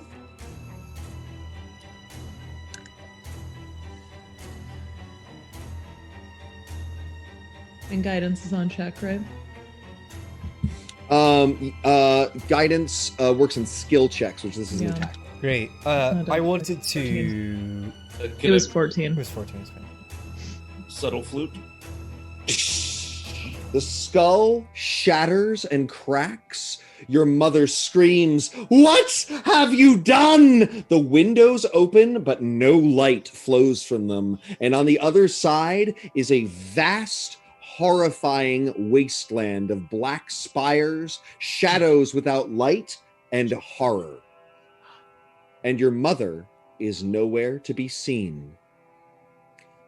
We're going to take our 10-minute break. Today's session's probably going to go a little long. We're probably going to do 11:30 or 12. just so you all know, the rate we're moving at, because we've got a fully encapsulated story to tell. All right. We love you guys all. We'll see you guys in 10 minutes for the conclusion of Penny Jespaire's, or rather currently Penny Primrose's origin story. Goodbye. Well, I guess it is Penny Jespaire's origin story. Right. That is right. Right. Good.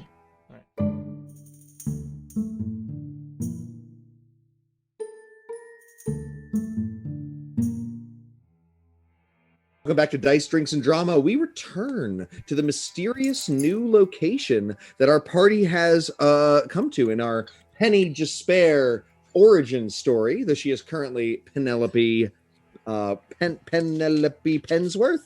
Penrose. It flew from my brain. No, I Like a understand. raven. It flew from my brain too. That's why that's not my name in our regular campaign. Right. So you are in. We return to a mysterious. My drink is cooling, so I will have a drink soon.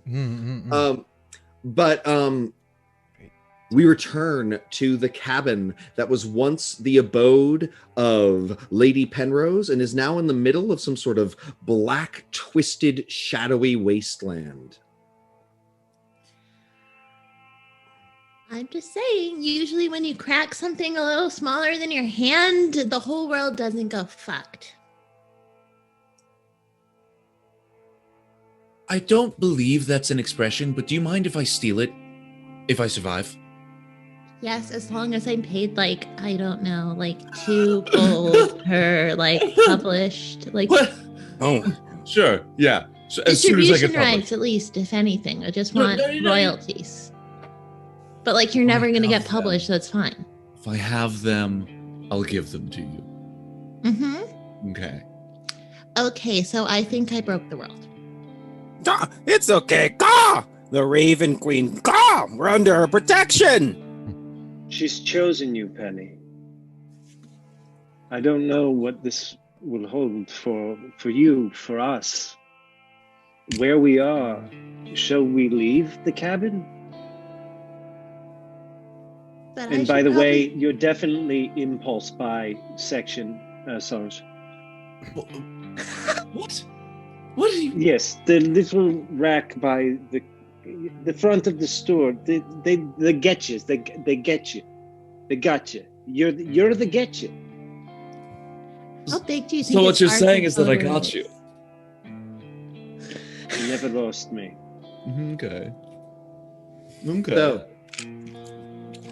you I think I look should out go the first. window and you see a human soul A human writhing and tortured, ghostly and wandering the wastes, clutching its face and crying.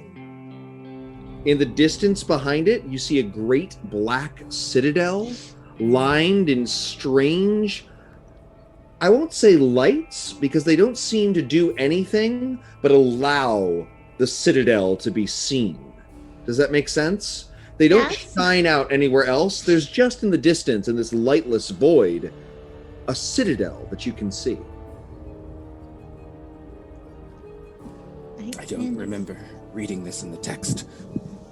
Well, it's probably because you got it from people like you. Ah! Sorry. You're Kinku like you. Maybe not Kinku. Like, where did you start to learn about the Raven Queen? Like, what was the first lore drop? I need to know. Like, I know this isn't the right time, but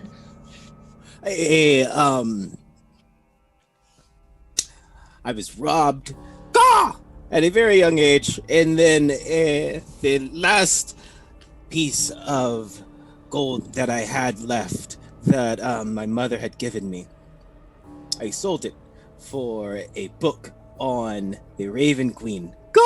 And it was the best decision of my whole entire life. okay, even if I do ascend or whatever this is, I'm gonna protect you because that just made me sad on too many levels. Okay, so I was kind of hoping you would tell me something more about this, but it's fine. I guess I should go forward first. I don't feel too scared. It seems like, I know that seems surprising, but I feel like you guys are the ones that are more in danger here than me. I am not in danger. The Raven Queen will protect me. Caw! That perspective might get you killed. You step outside? Yes. Door will And I probably hold out have his to hand push. Oh, what? for you. Sorry? Door is gonna hold out his hand for Penelope.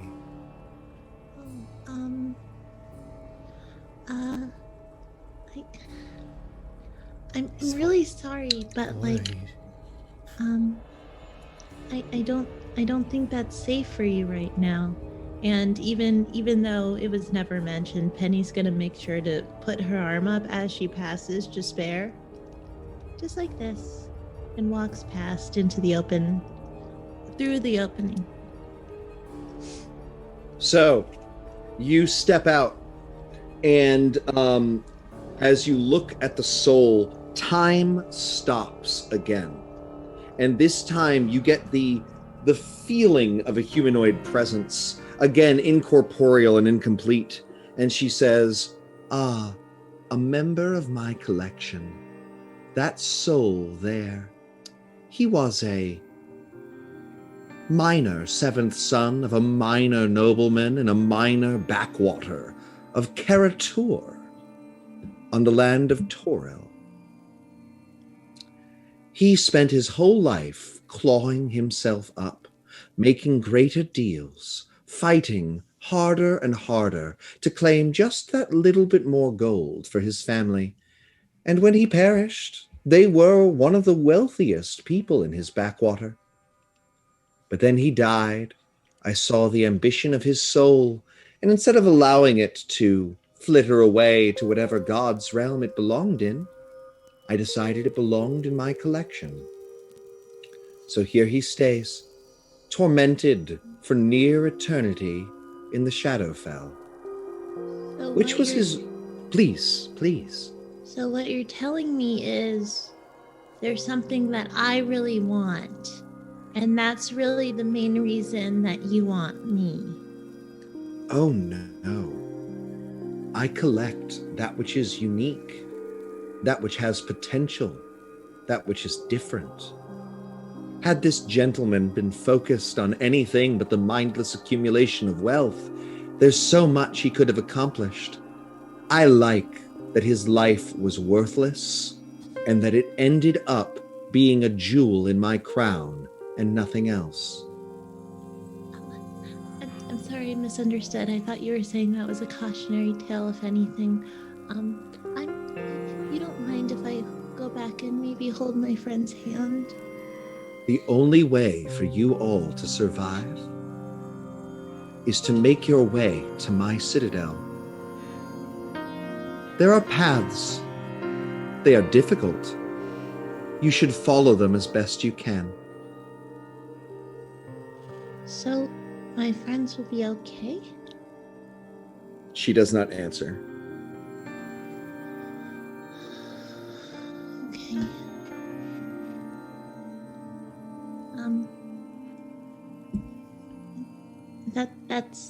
That's it, right? You're just telling me Time that restarts and she dissipates. Okay, everybody, I have to tell you something that I kind of changed my mind a little bit. Just a little bit. I'm scared. And I will take that hand that was offered before. If it's still offered, it's fine. And sorry, I was being so apparently I don't know if this was the best idea in the world, but we're here now. This is where we are, and you have us. You have all 8 of our hands. She's Are still we talking. going out? Yes, she says we should go towards that monolith over there. What is it? It's apparently her city of sorts. Like She actually Macabre. smells very nice. Oh, Macabre, you are going, when she says that, to know that this means that is the citadel of the fortress of memories, within which the Raven Throne lurks, which means that you are where the Raven Queen lives, and you know where that is, right? oh God, we're in where? Where is it called? The Shadowfell. I was like Shadowfell. I didn't want to come here.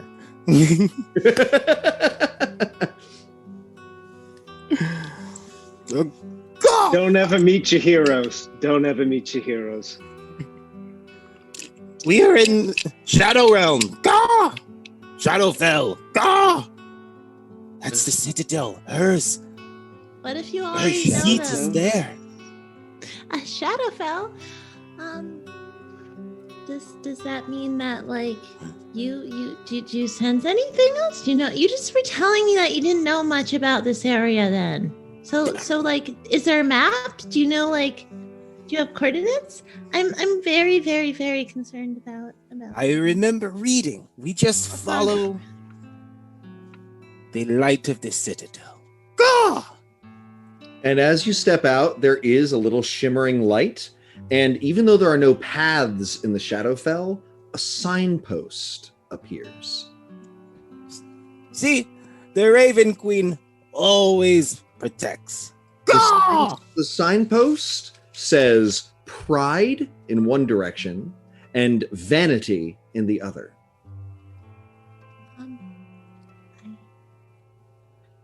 I feel like she said that there was going to be some things that I had to work through. So which one do you think that we could do better? It like pride, vanity. I know only one of us is particularly in one of those categories, and I feel like we all have quite a bit of pride. So maybe that'll be an easier feat. This is ultimately an audience choice, pride or vanity, but you should discuss it. I have a question. Please. Can I use my Mantle of Whispers to steal the soul of this guy in torment? Let me look at the Mantle of Whispers in Xanathar's, and I will answer. I believe it's on page... I'm already there, don't you worry. No, it has to die within 30 feet of me. Never mind. Oh, wait. But if you want to bend a rule or two... I think I might. Okay. Those rules.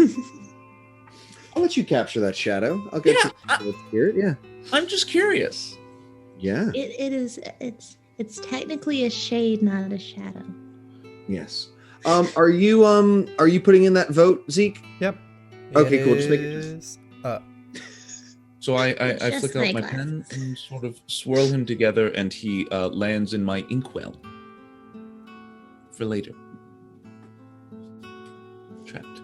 Is that immoral? Gah. Well, he's already dead, and I'm just curious. You know, what is it like? Fine. I'm doing this for information. We could do it now. I figured before we leave and go off in a certain direction, maybe we should hear from someone who's been living here for a little bit of time. No? Is that a bad idea? Am I bad? I don't think that's a bad idea. It was just a strange thing to watch more than Lovely. anything else. And he huffs the ink, and you see his entire visage transform into this 7th minor son of a 7th minor lord from some backwater in Toriel, if I... Oh, yes. Karator. So you would have a Eastern look, right? You would be an Eastern noble. Cool. I'm less interested in his, day-to-day, how he accrued money and who he may or may not have, really screwed over. I'm more interested to see if I can gain any information what his agony has been like. Have other people traveled through the Shadowfell past him? That kind of information. Sure. Yeah. You get glimmers of what it is to be a lost soul in the Shadowfell. You feel all of his pride and all of his accomplishment reduced to dust. You feel it, the terror of Alsanja's life, meaninglessness. That is, his life was meaningless compared to what happened to him in death. So this is a very bad place that will take whatever you have. You know, I have a poem just for it, actually. Weird, that was the first one I wrote. I see your ego sprouting up as a crabgrass, and I will pluck it. I thought that was me looking upon someone, but now I realize maybe it was a little prophetic. This is not a place we want to be lost whatsoever. And if you are, you will be forgotten, and your memory will be spit upon and cast through the dirges of the world. No. Dregs, not dirges. I'm losing my poetic edge. I'm fine. Well, your horse also looks nice. The path has been decided. You're going to walk towards Vanity. Vanity it is. The darkness gets both more oppressive and lighter as your eyes adjust. There's just enough light to see maybe 60 feet out. It's as though you're in a vast cavern and somehow you can see the Fortress of Memories in the distance. There is no apparent path, and you continue walking in this direction towards Vanity, but it's just darkness. There's still no sign of where you're going. Do you keep walking? Do you try to summon forth something? You're in a vast emptiness of darkness, and the fortress is getting nowhere closer to you.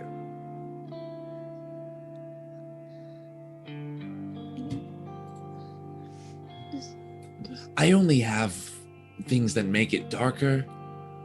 Personally, is anyone a little bit more clerically inclined?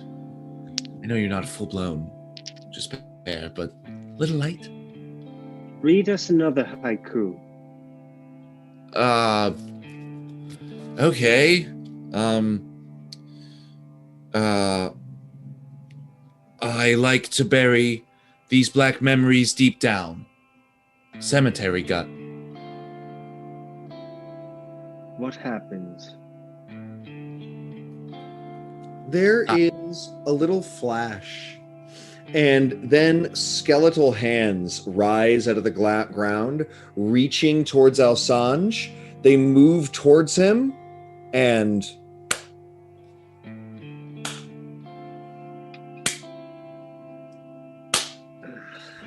Why is the ground clapping at you? Well, obviously they've got finer ears than you do. They appreciate a fine poem. And they sink back beneath the ground. Oh no, don't go. I kind of like them. A little bit. Does the citadel appear closer? The citadel does not appear any closer, but as this happens, you get the feeling that there's a crowd watching you and paying attention to you. And the Raven Queen whispers in your ear, Penelope, and says, "What is vanity but accepting praise for that which you have not earned?" But I don't wanna write a crappy poem. Exactly. Crappy poems do not deserve applause. Alsanj believes that he is owed applause and takes the actions that he feels he needs to in order to achieve it, instead of thinking about that which will positively affect others.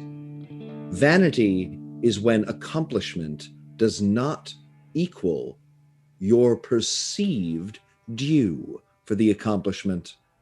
We need you to be aware of your own power, but not willing to believe yourself better than what you are. Alsanj.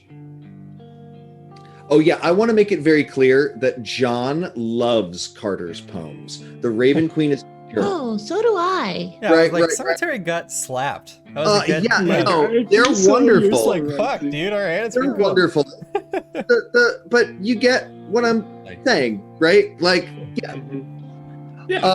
So Alsanj, you find yourself suddenly surrounded by a crowd, and they're holding out hands imploringly to you. Well, so, you liked that. How do you feel? Do we, crowd, how are we feeling? Do we like dark? Do we like sincere? Do you want to see my vulnerable side, or are you feeling a little baudy? The crowd just continues holding out hands adoringly to you. Body it is, lovely.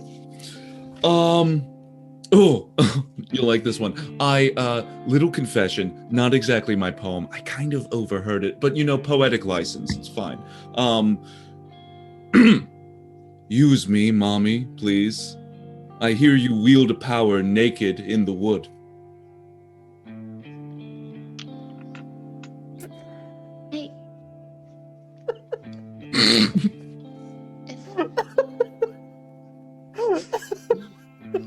It's very good, right? The crowd clap, and as they do, an ephemeral stage appears, surrounded by ghosts. Fantastic. I obviously mounted. I get on it. The spirits surge around him, and they begin to wave their hands in appreciation, though he is doing nothing at the moment. Now, what does he do? Serving looks. Just sort of basking in it. Make a performance check. Gladly. You get advantage. I'm assuming that's for you. Yes, it is. All right. I was like, there's no doubt after that poem. Thank you. Thank you very much. Performance, that is a 13 plus 5, 18. Great. With advantage. So you're doing a good job at preening, but everybody but you suddenly sees all of the creatures in the crowd that are clapping shift a little until they have wide, gaping mouths and hands webbed, and they're reaching out. It is those creatures, the hungry, dozens of them, which you had difficulty fighting just one, and it is them that are reaching out for Alsanj. One more. Just one. Stop reading. Oh. Just because I'm being successful? Fine. I think not Jespaire. Here's my last one. The lights had to go out for you to be successful at all. You couldn't really handle any of it uptown. At all. Oh, yeah? How about this? She can call monsters. Is it sincere or just jest? Taming beasts within. And so, as this happens, the creatures surge forward around Alsanj. An audience, one of three things happens. The first, they rip him limb from limb and eat every piece of his beauty. The next, they bite him and transform him into one of theirs. And the last, he freezes into a perfect, glorious statue, forever preserved as utterly beautiful, but without soul. Vote, please. Alsanj, you can continue describing the actions you're taking in front of these as the audience decides your fate. Well, I think that is my baker's dozen of haikus I've written during our little session. Actually, I think, thank you. I think Alsanj, that poem, that very last one, was actually kind of a bit of a biting remark at Penny, and as egocentric as he is, nothing is going to feed him more than getting a reaction. So I know that she was like booing over him, but did she catch it? Does she have thoughts on it? Do you want me to repeat my work? Repeat your work. Lovely. I might repeat Just your making work, this even though I worse. responded to your work. But Oh, well, you booed. Okay. Yeah. It was that. No, but that was, you weren't actually listening. Okay. I think this conversation is actually what's happening in the last moments. You weren't listening. Did you hear it? It was good. No. It was a very insightful remark. You don't like my poetry, but honestly, you're my muse. I think I write my best about you or your mother. I'm just saying, for a half undead woman, she looks very good. Right? Thank you. Macabre? We agree on something. Cool. Love that. It's great. Penny? They've just never really been that clear to me. I don't know. It kind of goes over my head. Oh. Well, just because you're a dwarf doesn't mean you can rise to the occasion. That was bad. I'll admit, that was bad. Okay. Well, if I just Macabre didn't laughs feel at it, it's honest obviously not giving a you a good joke. compliment when it just hurts my feelings. I was not that. That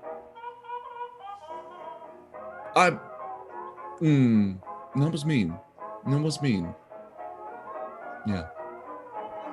And for a brief moment, before everything happens, Alsange has a view of himself as self-centered, mean, and hurtful.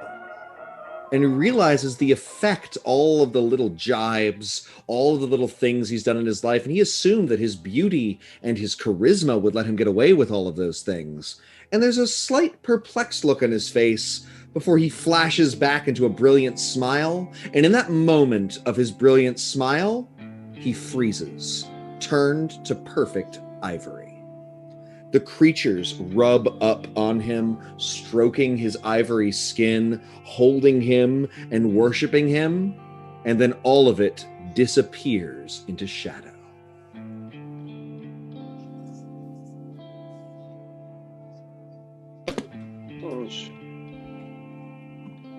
Alsange, go.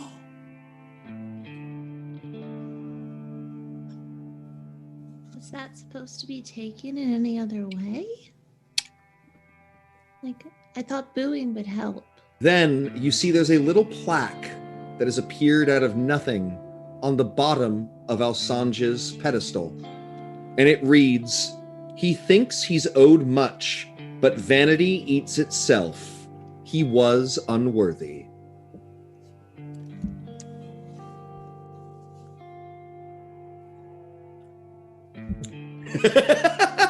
No one can see his reaction because I blocked him out, but he's very excited by the haiku.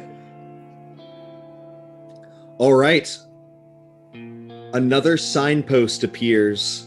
This time it says pride or secrecy.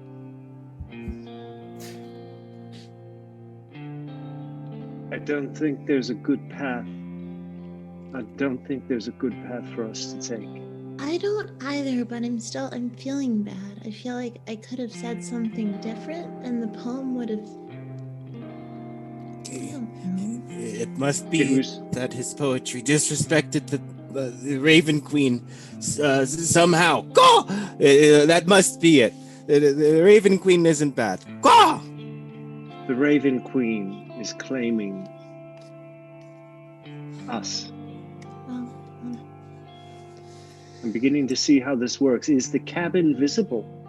The cabin is not visible.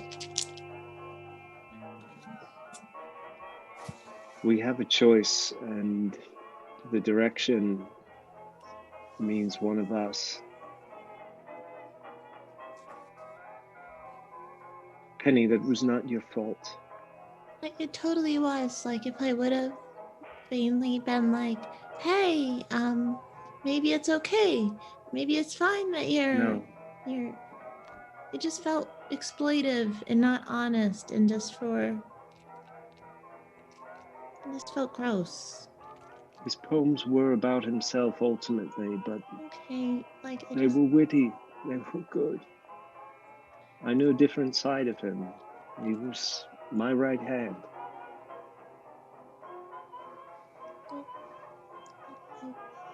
Maybe he'll get another chance at that side somewhere else. I believe it's at the Raven Queen's feet. So does that mean I have to keep killing you guys? It's not you, Penny. It's her. But I said yes. You made a decision to save your friends. Okay, I guess we could go with pride. We must move through. So, it looks like it's going to be secrecy. Penny, as you're thinking this, time freezes again. And this time, you see in a reflection on the ground, a cold, elven woman, pale-skinned, not fully incorporeal, but of reflection in a strange pool of mirror-like liquid. And she says, "Do not let his death be in vain. It was inevitable in a place like this. Learn something from it. What have you learned from Alsange?" That he almost lived an empty life full of his own folly. And what can you make that mean about yourself, my dear? That I try my best to be honest and forthcoming rather than trying to hide behind the principles of fake, flighty work. I don't know. I feel like that's a really awkward thing to answer when I just saw somebody I knew for a while just get killed. This is a difficult world. You've known this.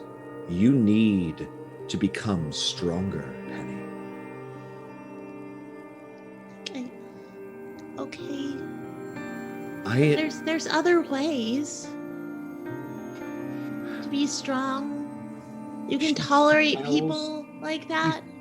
She smiles warmly, and the water ripples, and a hand comes up and reaches towards you gently, and she says, "I am here to guide you, to protect you forever. You are special to me. You can trust me. This is all for the best.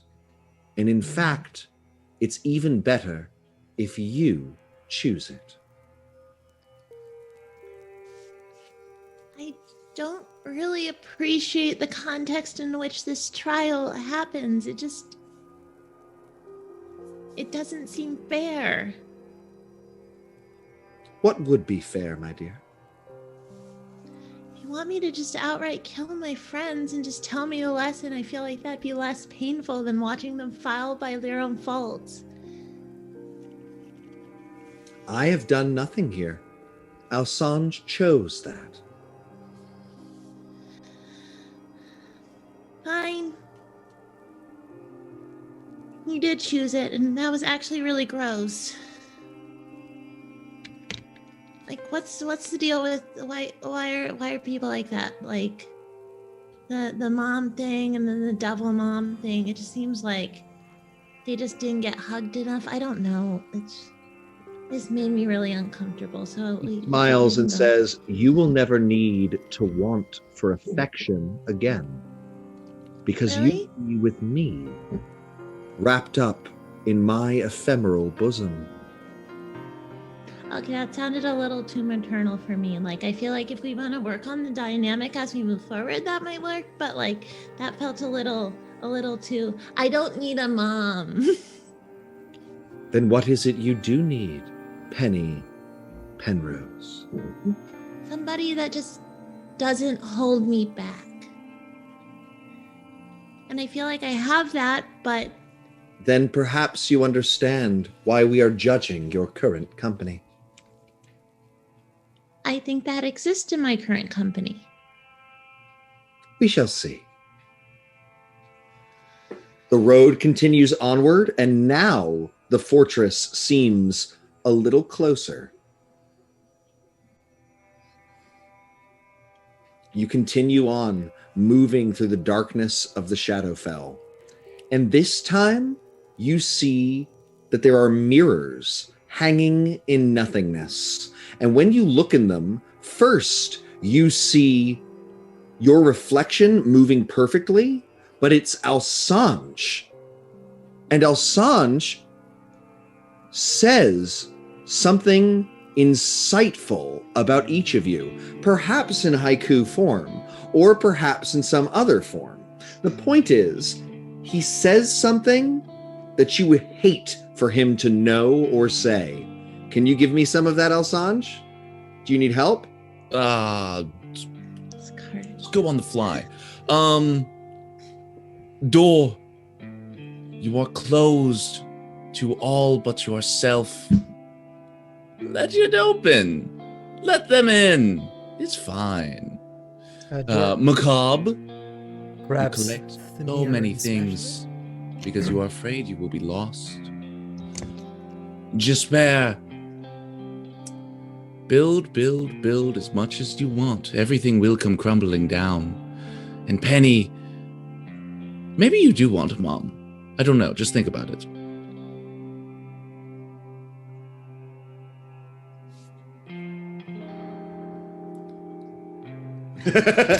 But then the images show each of you in some sort of terrible light. This is showing each of you at your worst. We'll start with Macabre. Think about this mirror revealing an uncomfortable secret about yourself to your friends. What does it show? Oh, God. My darkest times, when I was alone, by myself, doing whatever I could to survive. I ate a couple of things that I probably should not have, just because they were there, including...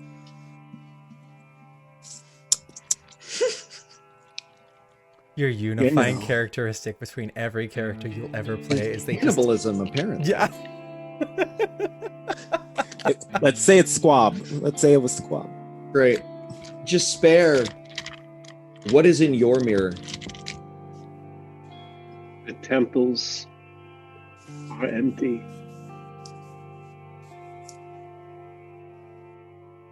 The temples are empty. It was for naught. Nothing radiates.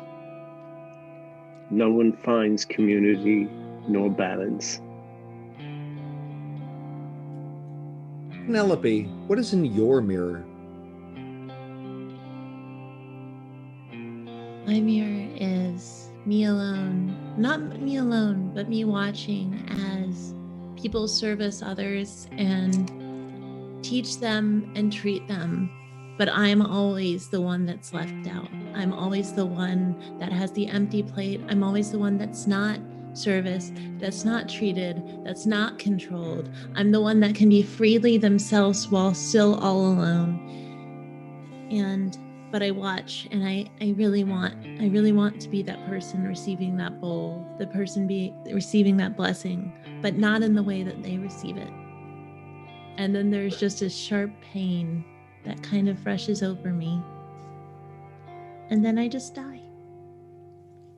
I die watching the love that I want given to everyone but me in different ways. Door, what's in your mirror? Sure. You see first my face looking back at myself, and then it ripples and it bubbles and changes and turns to like this whitish, amorphous blob. And its mouth, which had been flat before, spreads wide into a big curved, of like almost in half the whole head could spread, full of teeth. And then it backs away from the mirror, and you see it's in the forest. And you see off in the distance, or slightly behind it, door there, turned away.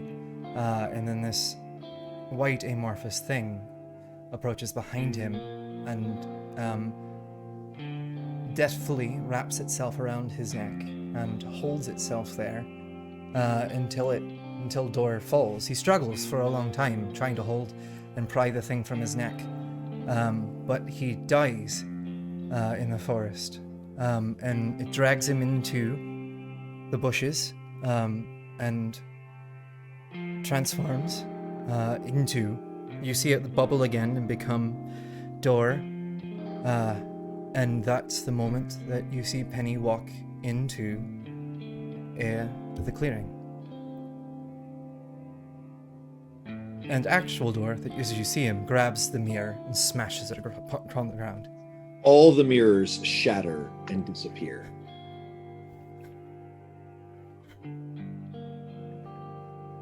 Right. Did you see that? Oh, and no, I didn't. Good. You didn't see. Penny, you saw every second of it.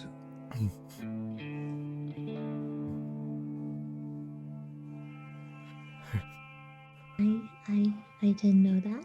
What? Door? Didn't know what? I am so sorry. No, what are you talking about? Yeah.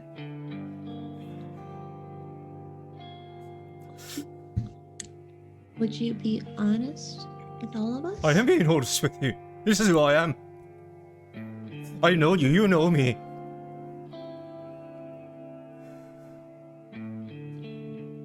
I think you know me, and I don't know you at all. That's not true. That's Door? not true. Door has been your closest and most trustworthy confidant. He has been lying to you all this time, and that becomes more and more apparent every second. He knows things about you no one else knows.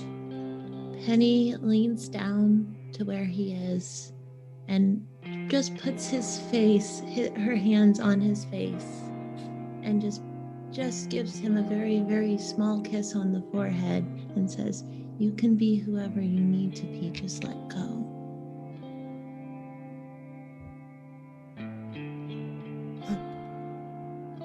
Just let go. You can do it. I won't care.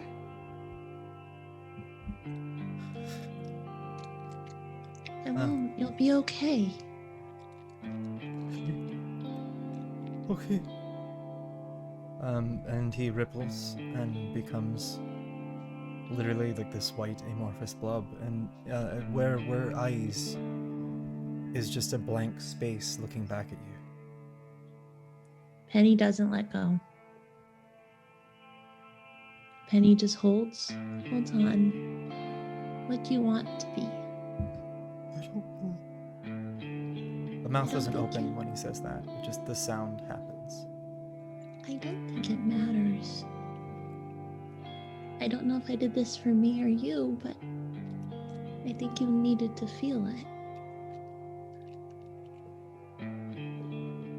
You can go back now if you want, but I don't think anything's wrong with what you are here.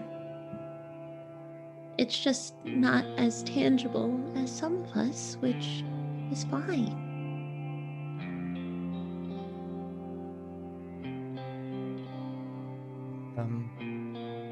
I guess. But I also have to let you know a secret. What? I don't feel the same way. What? I can't be the source of a new identity for somebody. Just because this is the you I saw doesn't mean that's the you that you are.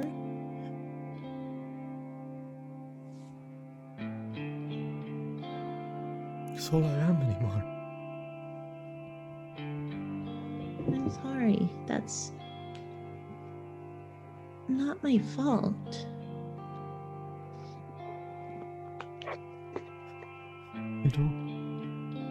I know it's not. But I looked at you, I saw a chance, I saw an innocence, and you're not innocent, I know, but like, someone who could trust me, and... How can I trust you if you can't even trust yourself?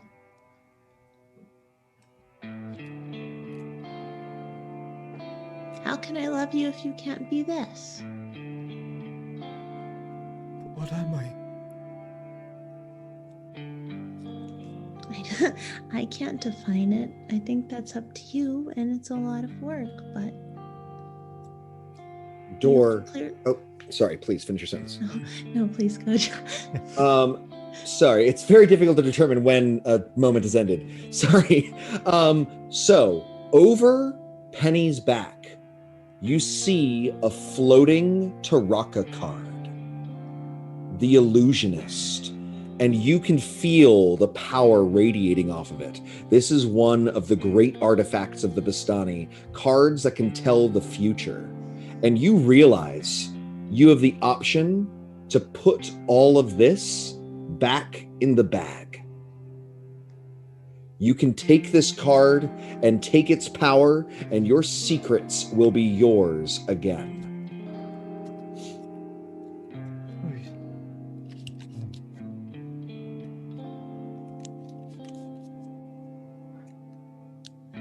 Door, Yes? you are my heart. Do not take that card. Your friends love you. We continue on.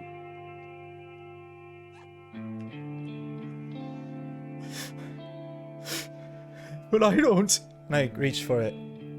As you touch the card, it transforms in your hand into the Broken One. And as you look, one of three terrible things happens to you. The first is a story that, as Door disappears, a rhyming story appears in the brains of children across the world. It is the cautionary tale of a shape changer that forgets who he is. It is, his secrets will be forgotten and yet forever remembered by those who do not know whom it applies to. The next is that everybody in existence forgets Door ever existed except for Penny. And the last is that Door turns into a raven, forever able to say only one word, but of course one that will never reveal his own secrets to anyone else.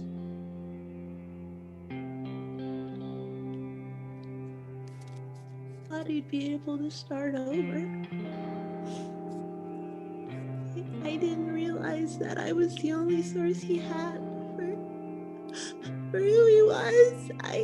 If I had known, I wouldn't have said all the mean things I said. What? Penny, what? Penny, it's okay. We will find our way. Why do you weep? Because I was the only thing keeping him together. It's hard.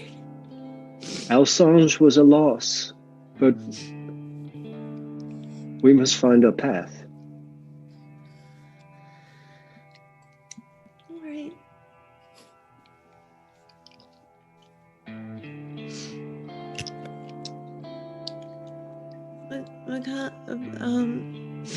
Spirit, what do you think's next? Well, Penny, you must gird yourself. McCall and I are not going to make it. The Raven Queen protects me. Oh. The Raven Queen will devour you, McCall. You know this in your heart. Jespaire?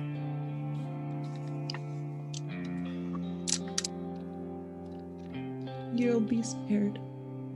I don't think Is so. a vote that's happening? Jesus. Sorry. No. Things and stuff. It's gone crazy. People are spending all their channel points. So It is a brawl. God damn. It is a brawl Speaking happening of right now. secrets, like that's the only one I really have left. all right.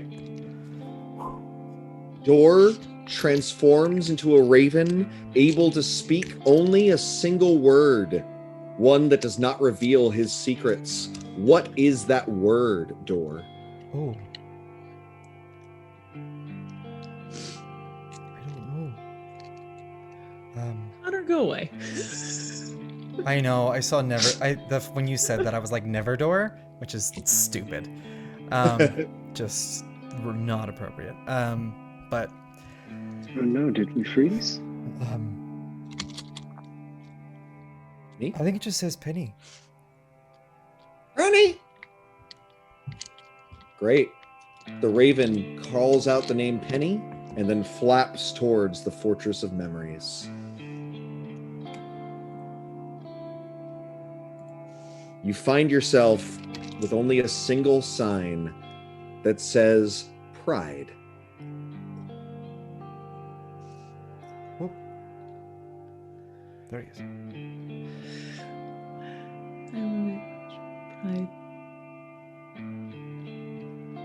The Citadel is yet closer, though it moved when you weren't moving. Sorry, Penny.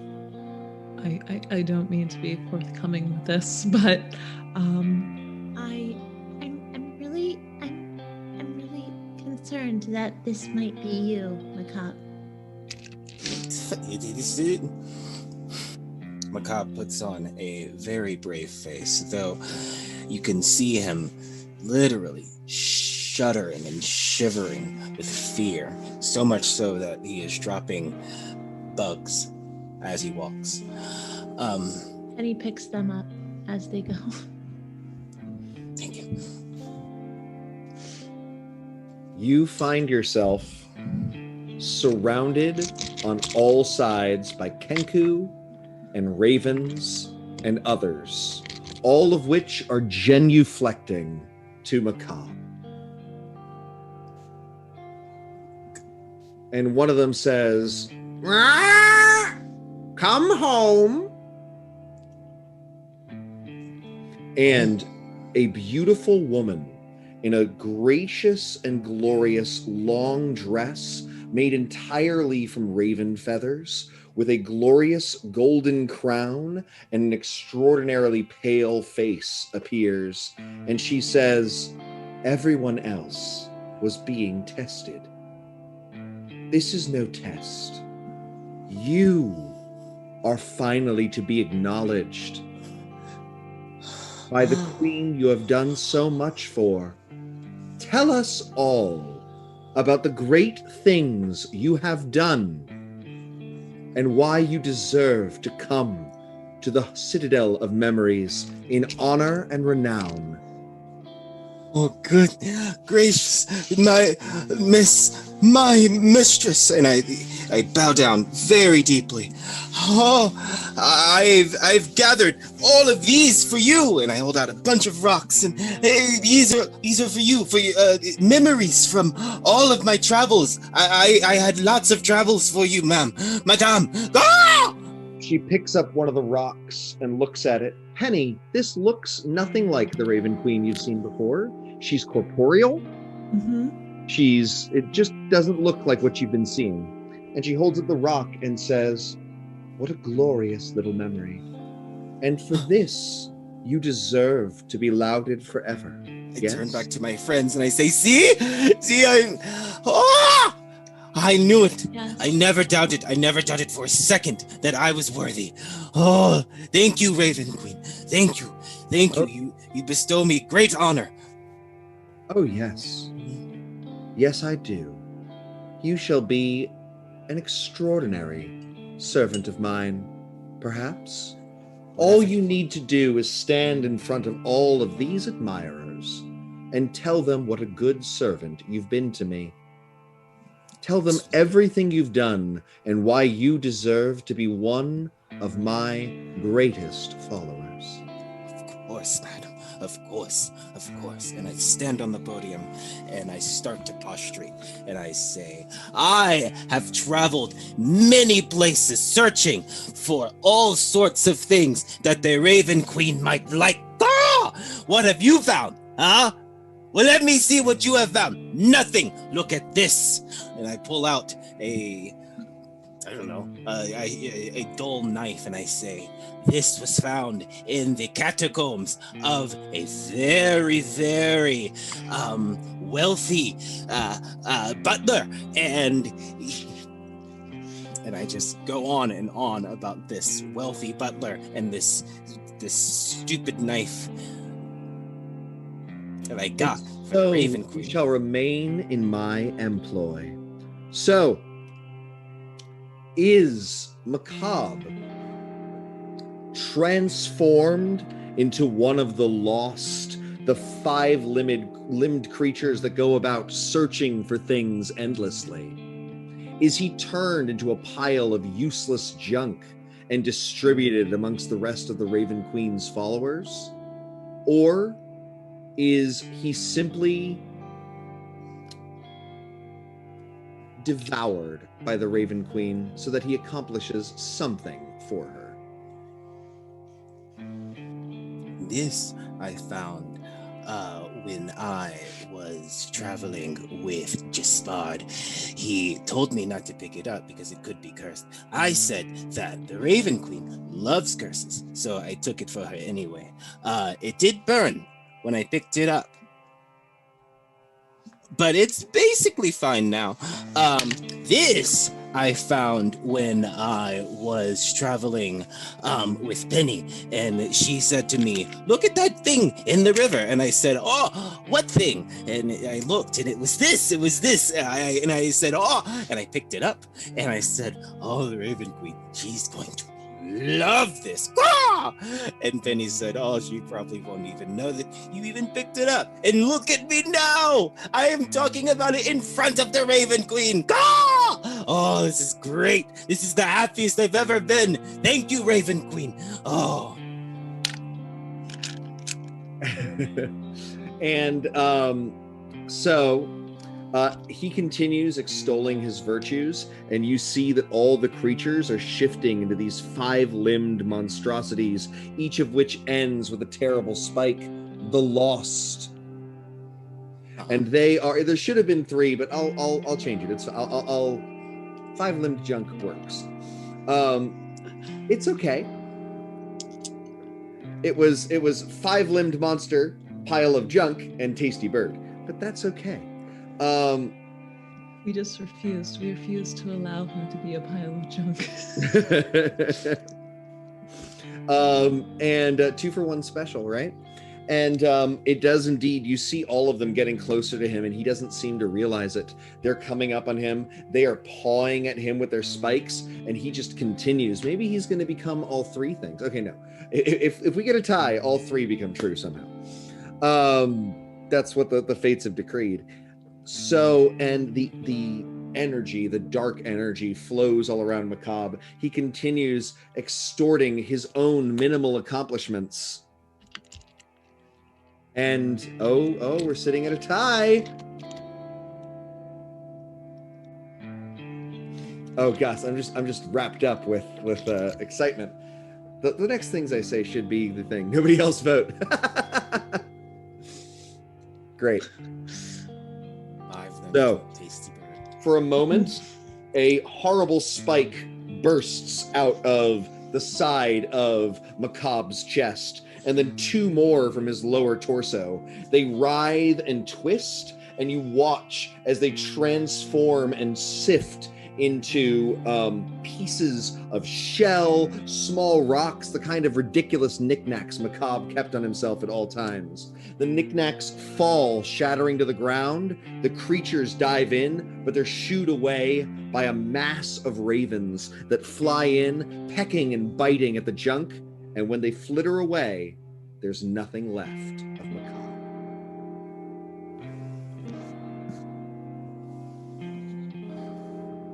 Only Penny and Jespaire remain. I kind of feel like he kind of got what he wanted there. Like there was no way of doing that in earnest, so if he got a cheap imitation, it didn't seem to matter at all. Deserved better.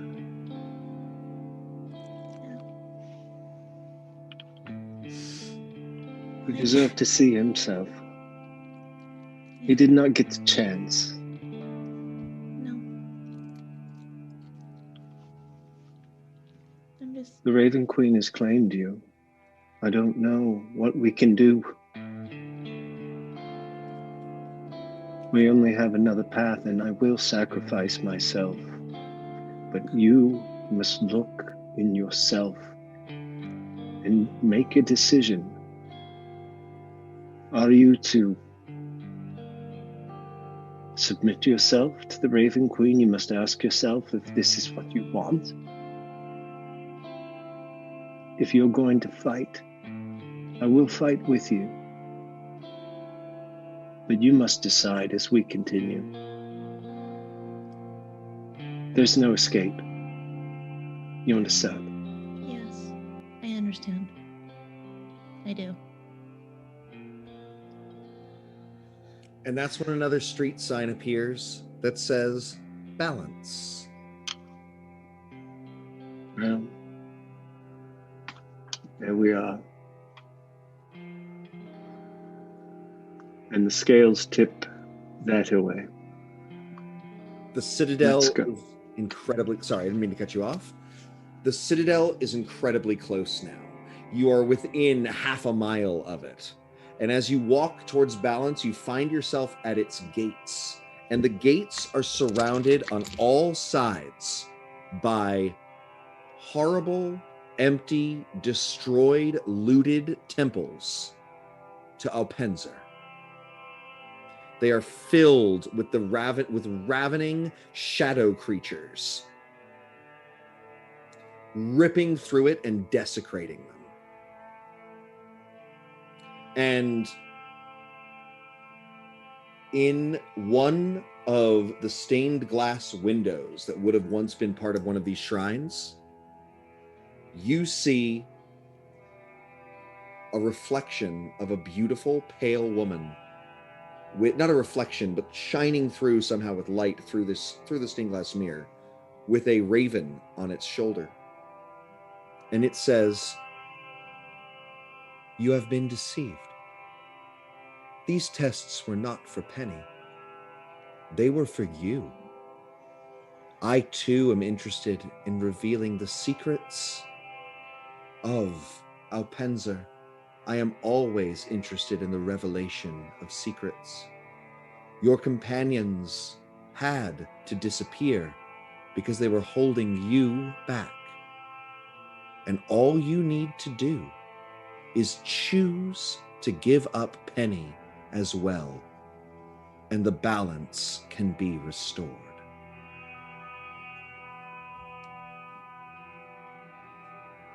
You may take me, but I need a moment. Penny. It pauses, it goes back to being a stained glass window. You are left alone in this wasteland landscape of shadows destroying the temples you love.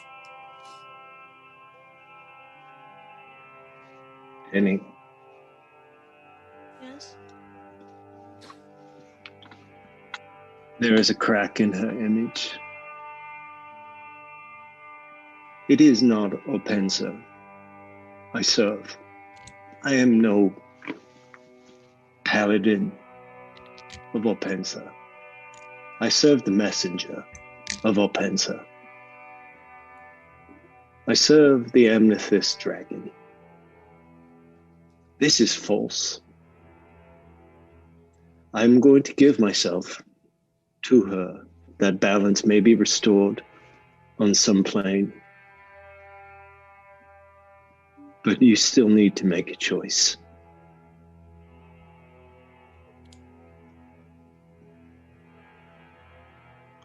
I don't know what you will be confronted with. Why would you be, why would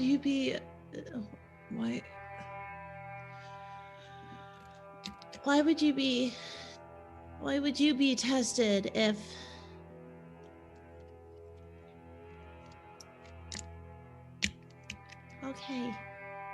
I'm a builder. I create potential. Temples are just spaces to be filled with belief, with hope, with community. I don't serve a single god. Anyone is welcome to worship as they will. But you must focus your fear. You must focus your fear against your fears. I accept. I choose. I think I will serve her.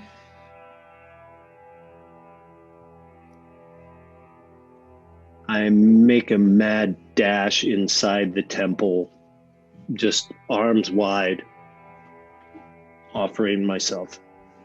Thousands of ravens stream down towards Jespaire.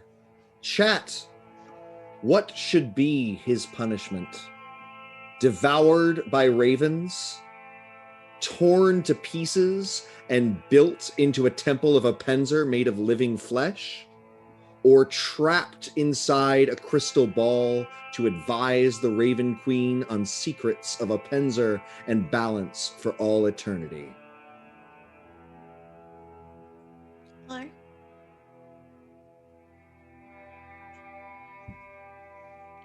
the Raven Queen and I never made conditions. And I'm just curious what her conditions would be, because I think she's had enough, honestly.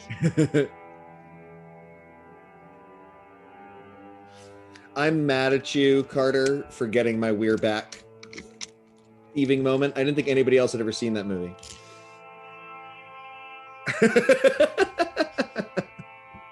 I'm still mad at you.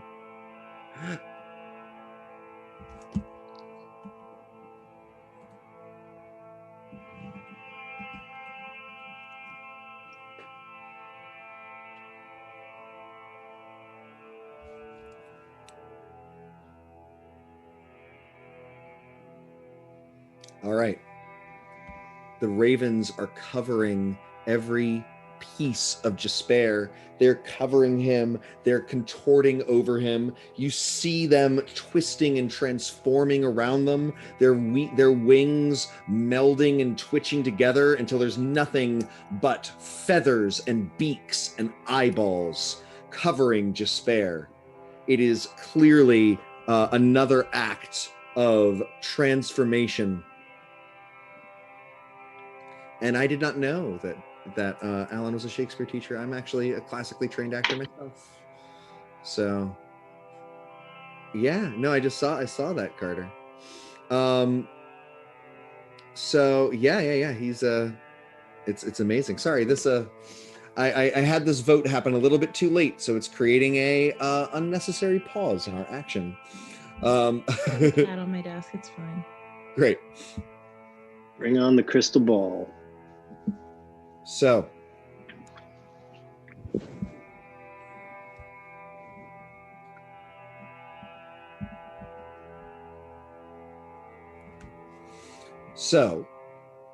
the ravens twist and curl all over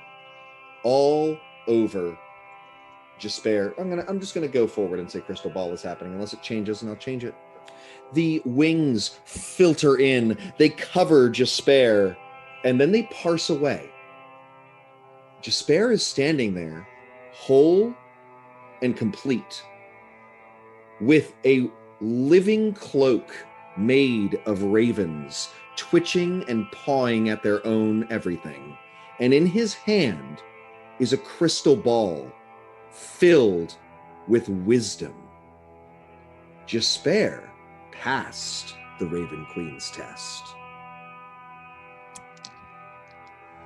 Jespaire taught something of use to Penny and is not transformed or killed. The shadows dissipate and the shrines to Apenzer appear for just a moment as whole and perfect, and then disappear, leaving just the entrance to the Citadel of Memories.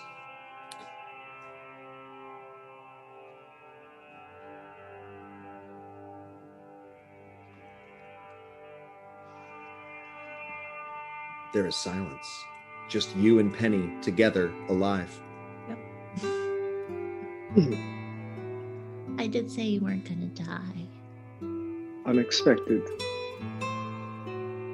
The martyr complex is kind of, it's waning. Like it's exhausting. Like you got accepted by the Raven Queen. Do you honestly? Right. I was hoping you wouldn't judge me too much for that. It was pretty Honestly? dramatic. Yeah. So are you gonna have keep trinkets. that for like ever? Is that I don't just, know what to do with it. Penny. You look at it and you see an abandoned temple to a Penzer lost in the middle of a jungle-filled wilderness. As you blink, the terrain shifts over to a underwater grotto that remains with another temple of Apenzer. The Raven Queen is the keeper of secrets, and she has granted you the secret location to those few lost shrines of his that are still out there in the wilderness.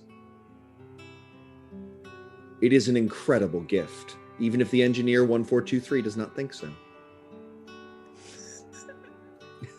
And I love them, so drama.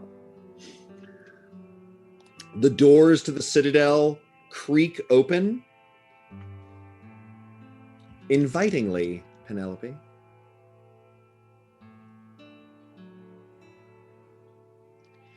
So, big thing. We should go in there. Oh, is it just me? Do I have to go alone? Unclear. Okay.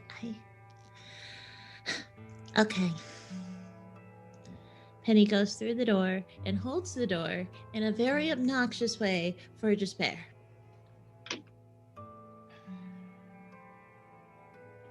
Thank you. I proceed. You're welcome, my leash. I need to stop that. You enter, and there is a giant throne made of living ravens that they're alive, and they've comported themselves into the shape of a throne. And you don't see her, you see an emptiness where there is pressure on the ravens. You see the curve of her back, the pressure of her arm on the throne, and just two light white eyes where her eyes should be that again glow with that illumination. And she says, I told you you would come. And see, I'm not so wicked. Your friend who was not weak survived his challenges.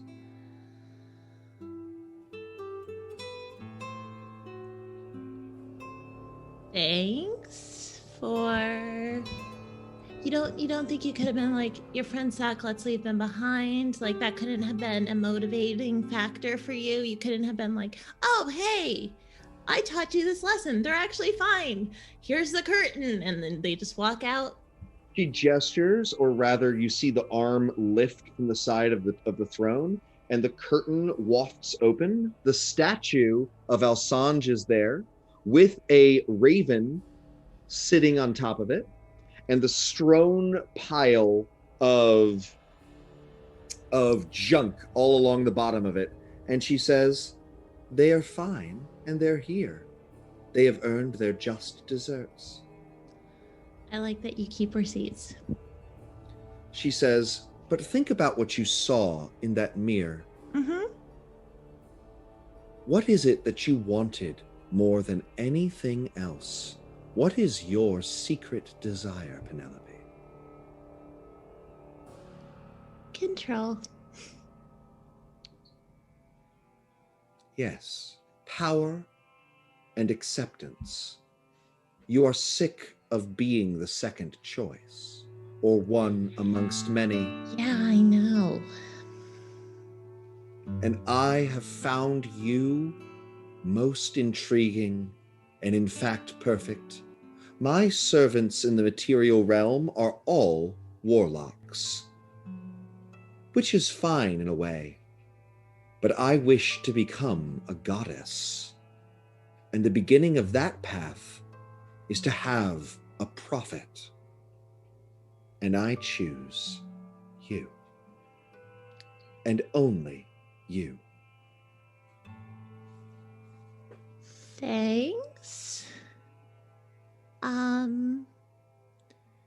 You made me the way that I am.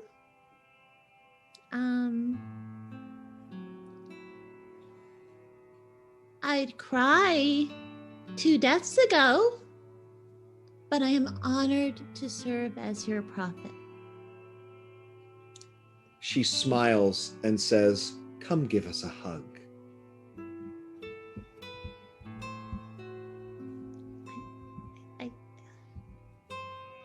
The extra cat butt. Yep.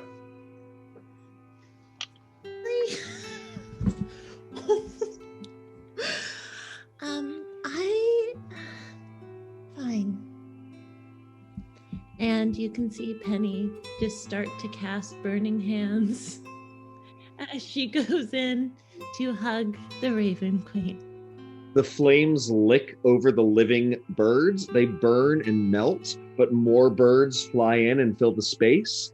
The near goddess Raven Queen smirks and doesn't seem to care and gives you a vast, powerful hug. And in that moment, you feel her energy and her divinity flow into you. And some of the pieces that were coming together where you did not accept the deaths of your friends, where there was softness in you still, harden and crack, and pieces of you become more similar to the Raven Queen than perhaps you would like. Any other transformations that you believe happened to Penelope in this moment? Penelope ends up seeing, for the first time, the distinction between the balance in the two. Specifically with the Raven Queen, and turns to her due to the power she's given her and says, "Oh, you mean physical? You mean physical stuff." Or emotional. No, this is perfect. This is what I meant. "I will take your throne from you if you harm him." I know that you're like, "Hey, you've already done, I used this example for this." But as your cleric, I just need that in the contract. She says, "I wouldn't dream of it. Okay, fine. He was nearly my choice, but you shone brighter. Myself nor any of mine will never harm Jespaire." All right, fine. Okay, we're good. So are you gonna loop me back to wherever I was for? Penelope, make an insight check. Okay.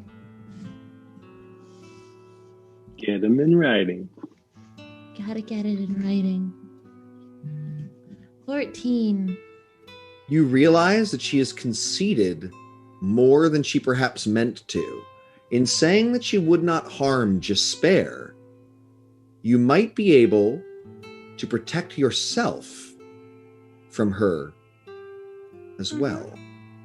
If only that was your name. Oh yeah, because you're a fake queen. She says, "Return and use my gifts."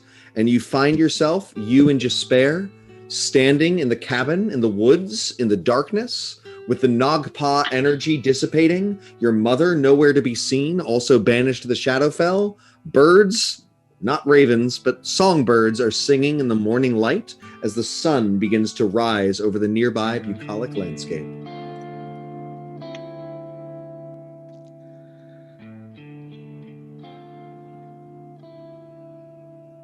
I think I'm gonna go. Shall we go together? No. I got a lot of perspective from that I think that you have your own goals that sometimes intersect with mine, but sometimes align. And I feel as though we'll meet again, but I don't know. I guess what I'm trying to say is I think I kind of need some space. I will not say I'm proud of you, because that would be talking down to you. I admire you. You've been a light for me. I do mourn Alsange and Macabre, but the path before you is your own. Yes, it is, and it involves less temples. I have a feeling you might say that. Myself, I'm just getting started. I bet you are, and I respect that. It's just I have more to give than I know. follow. Then I'll leave you with this. Chaos is the natural way. Order, sense, they're fleeting in this nonsense that we call time. Spend it wisely. Look for balance, the opposites. And don't be afraid to find friends. That is a proof. Make friends. I will be slightly apprehensive about that for a moment. I'd expect nothing less. But they will carry your burdens with you. Well, thank you for everything, and I hope you understand if my response is a little colder than before. I appreciate everything you had to say. It certainly means a lot, but I don't hear it the same way I had before. Good. You this way, me that.